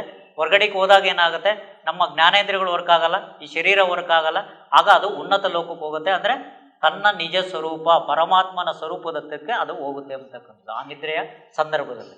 ಅದಕ್ಕೆ ಇದು ನಿದ್ರೆಯ ಒಂದು ಪ್ರಕೃತಿ ಕೊಟ್ಟಿರ್ತಕ್ಕಂಥ ಒಂದು ಮಹಾ ವರದಾನ ಅಂತಕ್ಕಂಥದ್ದನ್ನು ಹೇಳಿದ್ದಾರೆ. ಮರಣನೂ ಸಹ ನಾವು ಸೆಲೆಬ್ರೇಷನ್ ಮಾಡ್ತಕ್ಕಂಥ ಒಂದು ಇದು. ಮರಣದ ನಮಗೆ ಅರಿವಿರಬೇಕಾಗತ್ತೆ, ಆ ಅರಿವಿನ ಜೊತೆಯಲ್ಲಿ ನಾವು ಅನೇಕ ಒಳ್ಳೆ ಕೆಲಸಗಳನ್ನು ಮಾಡಬೇಕಾಗತ್ತೆ. ಆನಂದದ ಜೀವನವನ್ನು ನಾವು ಸವಿಬೇಕಾಗತ್ತೆ, ತಲೆ ಕೆಡಿಸ್ಕೊಳ್ಳೋ ಅವಶ್ಯಕತೆ ಇಲ್ಲ. ಇಲ್ಲಿ ಹುಟ್ಟು ಮತ್ತು ಸಾವಿನ ನಡುವೆ ಈ ಒಂದು ಪ್ರಪಂಚದಲ್ಲಿ ಒಂದು ಪಾತ್ರ ಇದೆ, ಆ ಪಾತ್ರಗಳನ್ನು ನಾವು ಪೋಷಿಸಬೇಕಾಗತ್ತೆ, ಆನಂದವಾಗಿ ನಾವು ಇರಬೇಕಾಗತ್ತೆ ಅಂತಕ್ಕಂಥದ್ದನ್ನು ನಾವು ತಿಳ್ಕೊಳ್ತಾ, ಇನ್ನು ಅನೇಕ ನಿದ್ರೆನೂ ಸಹ ಔಷಧಿ ರೀತಿಯಲ್ಲಿ ಕೆಲಸ ಮಾಡುತ್ತೆ ಅಂತಕ್ಕಂಥದ್ದನ್ನು ಸಹ ಹೇಳಿದ್ದಾರೆ. ಸೈನ್ಸು ಒಪ್ಕೊಂಡಿದೆ, ಅಥವಾ ಸೈಕಲಾಜಿಸ್ಟ್ಗಳು ಸಹ ಅದನ್ನು ಹೇಳ್ತಾರೆ. ಮತ್ತು ಈ ಎಲ್ಲ ಅಂಶಗಳನ್ನು ನಾವು ತಿಳ್ಕೊಳ್ತಾ, ಅದೇ ರೀತಿಯಲ್ಲಿ ಧ್ಯಾನ ಅಂತಕ್ಕಂಥದ್ದು ಒಂದು ಬ್ರಹ್ಮಾಸ್ತ್ರ. ನಮಗೆ ಈ ವೇದಾಂತವನ್ನು ತಿಳ್ಕೊಳ್ಳೋದಕ್ಕೆ ನಮಗೆಲ್ಲ ವೇದಾಂತ ಓದೋಕ್ಕಾಗಲ್ಲ, ಅಥವಾ ನಾವು ಸ್ತೋತ್ರಗಳನ್ನು ಶ್ಲೋಕಗಳನ್ನು ನಮ್ಗೆ ಅರ್ಥ ಮಾಡ್ಕೊಳ್ಳೋಕ್ಕಾಗಲ್ಲ, ಎಲ್ಲ ಬಿಟ್ಬಿಡಿ, ಅದರ ಅವಶ್ಯಕತೆಯೂ ಇಲ್ಲ. ಅವಶ್ಯಕತೆ ಇಲ್ಲ ಅಂತ ಅಂದರೆ ನಾವು ಆರಾಮಾಗಿ ಇದನ್ನು ನಾವು ಮಾಡ್ತಾಯಿದ್ರು ಸಾಕಾಗುತ್ತೆ. ಅದಕ್ಕೆ ಒಂದು ಕತೆ ಹೇಳ್ತಾ ನಿಮಗೆ ನಾನು ಲಾಸ್ಟ್ ಎಂಡಿಂಗ್ ಮಾಡೋದಕ್ಕೆ ನೋಡ್ತೀನಿ, ಟೈಮ್ ಆಗ್ತಾ ಬಂದಿದೆ. ಅಂದರೆ ನಾರದ ಮುನಿಗಳು ಯಾವಾಗ ನಾರಾಯಣ ನಾರಾಯಣ ನಾರಾಯಣ ಅಂತಕ್ಕಂಥದ್ದನ್ನು ಜಪಿಸ್ತಾ ಇರ್ತಾರೆ. ಆಗ ಆ ನಾರಾಯಣನಿಗೆ ಏನಾಗುತ್ತೆ, ಈ ನಾರದ ಮುನಿಗೆ ಅಹಂಕಾರ ಇದೆ, ನಾನು ಯಾವಾಗ ನನ್ನ ಬಿಟ್ಟರೆ ಇನ್ನು ಬೇರೆ ಭಕ್ತ ಯಾರೂ ಇಲ್ಲ ಅಂತಕ್ಕಂಥದ್ದು ಒಂದು ಅಹಂಕಾರವನ್ನು ಕಡಿಬೇಕು ಅಂತಕ್ಕಂಥ ಒಂದು ದೃಷ್ಟಿಗೆ ಆಗ ನಾರಾಯಣನ ನೋಡೋದಕ್ಕೆ ಬರ್ತಾನೆ. ಆಗ ನಾರಾಯಣ ತಪಸ್ಸು ಧ್ಯಾನವನ್ನು ಮಾಡ್ತಾ ಕೂತಿರ್ತಾನೆ. ಅಲ್ಲ ಸ್ವಾಮಿ, ನೀವೇ ಮಹಾನ್ ನಾರಾಯಣನ ರೂಪದಲ್ಲಿ ಇರ್ತಕ್ಕಂಥ, ನೀವು ಯಾರಿಗೆ ಧ್ಯಾನ ಮಾಡ್ತಿದ್ದೀರಾ ಅಂತ ಕೇಳ್ತಾನೆ. ಆಗ ನಾರಾಯಣ ಏನು ಹೇಳ್ತಾನೆ, ಇಲ್ಲ, ಒಬ್ಬ ರೈತ ಕುಟುಂಬದಲ್ಲಿರ್ತಕ್ಕಂಥ ಒಬ್ಬ ಧ್ಯಾನಿ ಇದ್ದಾನೆ, ಅವನಿಗೋಸ್ಕರ ನಾನು ಧ್ಯಾನ ಮಾಡ್ತಿದ್ದೀನಿ ಅಂತಕ್ಕಂಥದ್ದನ್ನು ಹೇಳ್ತಾನೆ. ಆಗ ಅಂತಹ ಧ್ಯಾನಿನ ನಾನು ನೋಡ್ಕೊಬರ್ಬೇಕು ಅಂತ ಬರ್ತಾನೆ ನಾರದ ಮುನಿ. ಆಗ ಅವನ ಹತ್ರಕ್ಕೆ ಬರ್ತಾನೆ, ರೈತನ ಮನೆ ಹತ್ರ. ಆಗ ಅವನೇನು ಮಾಡ್ತಾನೆ, ಬೆಳಗ್ಗೆ ಎದ್ದಾಗ ಒಂದು 3 ಸಲ ನಾರಾಯಣ ನಾರಾಯಣ ನಾರಾಯಣ ಅಂತಕ್ಕಂಥದ್ದನ್ನು ಹೇಳ್ತಾನೆ. ಆಮೇಲೆ ತನ್ನ ಕೆಲಸಗಳೆಲ್ಲ ಮಾಡ್ಕೊಳ್ತಾನೆ. ಆಮೇಲೆ ಮತ್ತೆ ಸಾಯಂಕಾಲ ಬರ್ತಾನೆ, ಮಲಗುವಾಗ 3 ಸತಿ ನಾರಾಯಣ ನಾರಾಯಣ ಅಂತಕ್ಕಂಥದ್ದನ್ನು ಹೇಳ್ಕೊಳ್ತಾನೆ. ಆಗ ಈ ನಾರದ ಮುನಿಗೆ ಇದೇನು ಇದು, ಇವನು ಬರೇ 3 ಸತಿ, ಬೆಳಗ್ಗೆ 3 ಸತಿ ಹೇಳಿದ್ದಾನೆ, ಸಾಯಂಕಾಲ 3 ಸತಿ, 6 ಸತಿ ಹೇಳಿದ್ದಾನೆ, ನಾನು ದಿನಪೂರ್ತಿ ಹೇಳ್ತೀನಿ, ಅದು ಹೆಂಗೆ ಇವನು ನನಗಿಂತ ಶ್ರೇಷ್ಠ ಭಕ್ತ ಅಂತಕ್ಕಂಥದ್ದನ್ನು ಹೇಳ್ತಾನೆ. ಆಗ ಮತ್ತೆ ನಾರಾಯಣನ ಹತ್ರಕ್ಕೆ ಹೋಗ್ತಾನೆ. ಆಗ ನಾರಾಯಣ ಏನು ಮಾಡ್ತಾನೆ, ನೋಡಪ್ಪ, ನಿನ್ನ ತಲೆ ಮೇಲೆ ಒಂದು ಎಣ್ಣೆ ಬಟ್ಲಿಡ್ತಾನೆ, ಈ ಎಣ್ಣೆ ಚೆಲ್ಲಬಾರ್ದು, ಈ ಚೆಲ್ಲದ ರೀತಿಯಲ್ಲಿ ಆ ಎಣ್ಣೆನೇ ಗಮನಿಸ್ತಾ ಆ ಎಣ್ಣೆ ಕಡೆಗೆ ನಿನ್ನ ಗಮನ ಇರಬೇಕು, ನೀನು ಈ ಕೈಲಾಸವನ್ನೆಲ್ಲ ಸುತ್ತರ್ಕೊಂಡು ಬಾ ಅಂತಕ್ಕಂಥದ್ದನ್ನು ಹೇಳ್ತಾನೆ. ಆಗ ಆ ಒಂದು ನಾರದ ಮುನಿ ಏನು ಮಾಡ್ತಾನೆ, ಏನು ನಾರಾಯಣ ಏನು ಹೇಳಿದಾನೆ, ಎಣ್ಣೆ ಚೆಲ್ಲಬಾರ್ದು ಅಂತಕ್ಕಂಥ ದೃಷ್ಟಿಗೆ ಕಾನ್ಸಂಟ್ರೇಷನ್ ಮಾಡ್ತಾ ಮಾಡ್ತಾ ಮಾಡ್ತಾ ಇಡೀ ಕೈಲಾಸವನ್ನು ಸುತ್ತರ್ಕೊಂಡು ಬರ್ತಾನೆ. ಆಗ ನಾರಾಯಣ ಕೇಳ್ತಾನೆ, ಈ ಕೈಲಾಸ ಸುತ್ತುವಾಗ ಎಷ್ಟು ಸಲ ಹೇಳ್ದಪ್ಪ ನೀನು ನನ್ನ ಹೆಸರನ್ನು ಅಂತ ಹೇಳ್ತಾನೆ. ಆಗ ನಾರದ ಮುನಿ, 1 ಸಲಿನೂ ಹೇಳೋಕ್ಕಾಗಲಿಲ್ಲ ಸ್ವಾಮಿ, ನಾನು ಅದ್ರ ಕಡೆಗೆ ಗಮನ ಹರಿಸ್ತೆ ಅಂತ ಹೇಳ್ತಾನೆ. ಅದಕ್ಕೆ ಅವನು ರೈತ ಅಷ್ಟೆಲ್ಲ ಸಾಂಸಾರಿಕ ಒಂದು ಜೀವನದಲ್ಲಿ ಅಷ್ಟೆಲ್ಲ ಕೆಲಸಗಳ ಮಧ್ಯದಲ್ಲಿ 6 ಸಲ ಹೇಳ್ತಾ ಇರುವಾಗ ನೀನು ದೊಡ್ಡನ ಅವನು ದೊಡ್ಡನ ಹೇಳು ಅಂತ ಕೇಳ್ತಾನೆ ನಾರದ ಮುನಿಗೆ. ಅಂದರೆ ಅಷ್ಟೆಲ್ಲ ಕೆಲಸ ಕಾರ್ಯಗಳು ಇರುವಾಗ ಅವನು 6 ಸಲ ಹೇಳ್ತಕ್ಕಂಥದ್ದೇ ಗ್ರೇಟು. ಅದಕ್ಕೋಸ್ಕರ ಅವನು ನಿಜವಾದ ಭಕ್ತ, ನಿನಗಿಂತ ದೊಡ್ಡ ಭಕ್ತ ಅಂತಕ್ಕಂಥದ್ದನ್ನು ನಾರಾಯಣ ಮುನಿ ಹೇಳ್ತಾನೆ. ಅದಕ್ಕೆ ನಮ್ಮ ಒಂದು ಸಾಂಸಾರಿಕ ಜೀವನವನ್ನು ನಾವು ಮಾಡ್ಕೊಳ್ತಾ, ಪತ್ರಿಜಿ ಹೇಳಿರ್ತಕ್ಕಂಥ ಈ ಒಂದು ಸರಳ ಧ್ಯಾನವನ್ನು ನಾವು ಅಭ್ಯಾಸ ಮಾಡ್ತಾ ನಮ್ಮ ಎಲ್ಲ ಜೀವನವನ್ನು ಆನಂದಮಯವಾಗಿ ನಾವೆಲ್ಲ ಕಳೆಯೋಣ ಅಂತಕ್ಕಂಥದ್ದನ್ನು ಎಲ್ಲರಿಗೂ ಹೇಳ್ತಾ, ಎಲ್ಲರಿಗೂ ವಂದಿಸುತ್ತಾ, ಹಾಗೂ ಈಗೇನು 108ನೇ ಮಹಾಯಜ್ಞ ಧ್ಯಾನವನ್ನು ಏನು ಮಾಡ್ತಾ ಇದ್ದಾರೆ ಅವರೆಲ್ಲರಿಗೂ ಸಪೋರ್ಟನ್ನು ಮಾಡಿ ಅಂತಕ್ಕಂಥದ್ದನ್ನು ಕೇಳ್ಕೊಳ್ತಾ, ಎಲ್ಲರೂ ಭಾಗವಹಿಸಿ ಅಂತ ಕೇಳ್ಕೊಳ್ತಾ, ಮತ್ತು ಆ ಒಂದು ಧ್ಯಾನ ಮಹಾಯಜ್ಞವನ್ನು ಯಶಸ್ವಿಯಾಗಿ ನೆರವೇರಿಸಿ ಅಂತ ಕೇಳ್ಕೊಳ್ತಾ ತಮಗೆಲ್ಲರಿಗೂ ವಂದಿಸುತ್ತಾ ನನ್ನ ಮಾತುಗಳನ್ನು ಮುಗಿಸ್ತೀನಿ.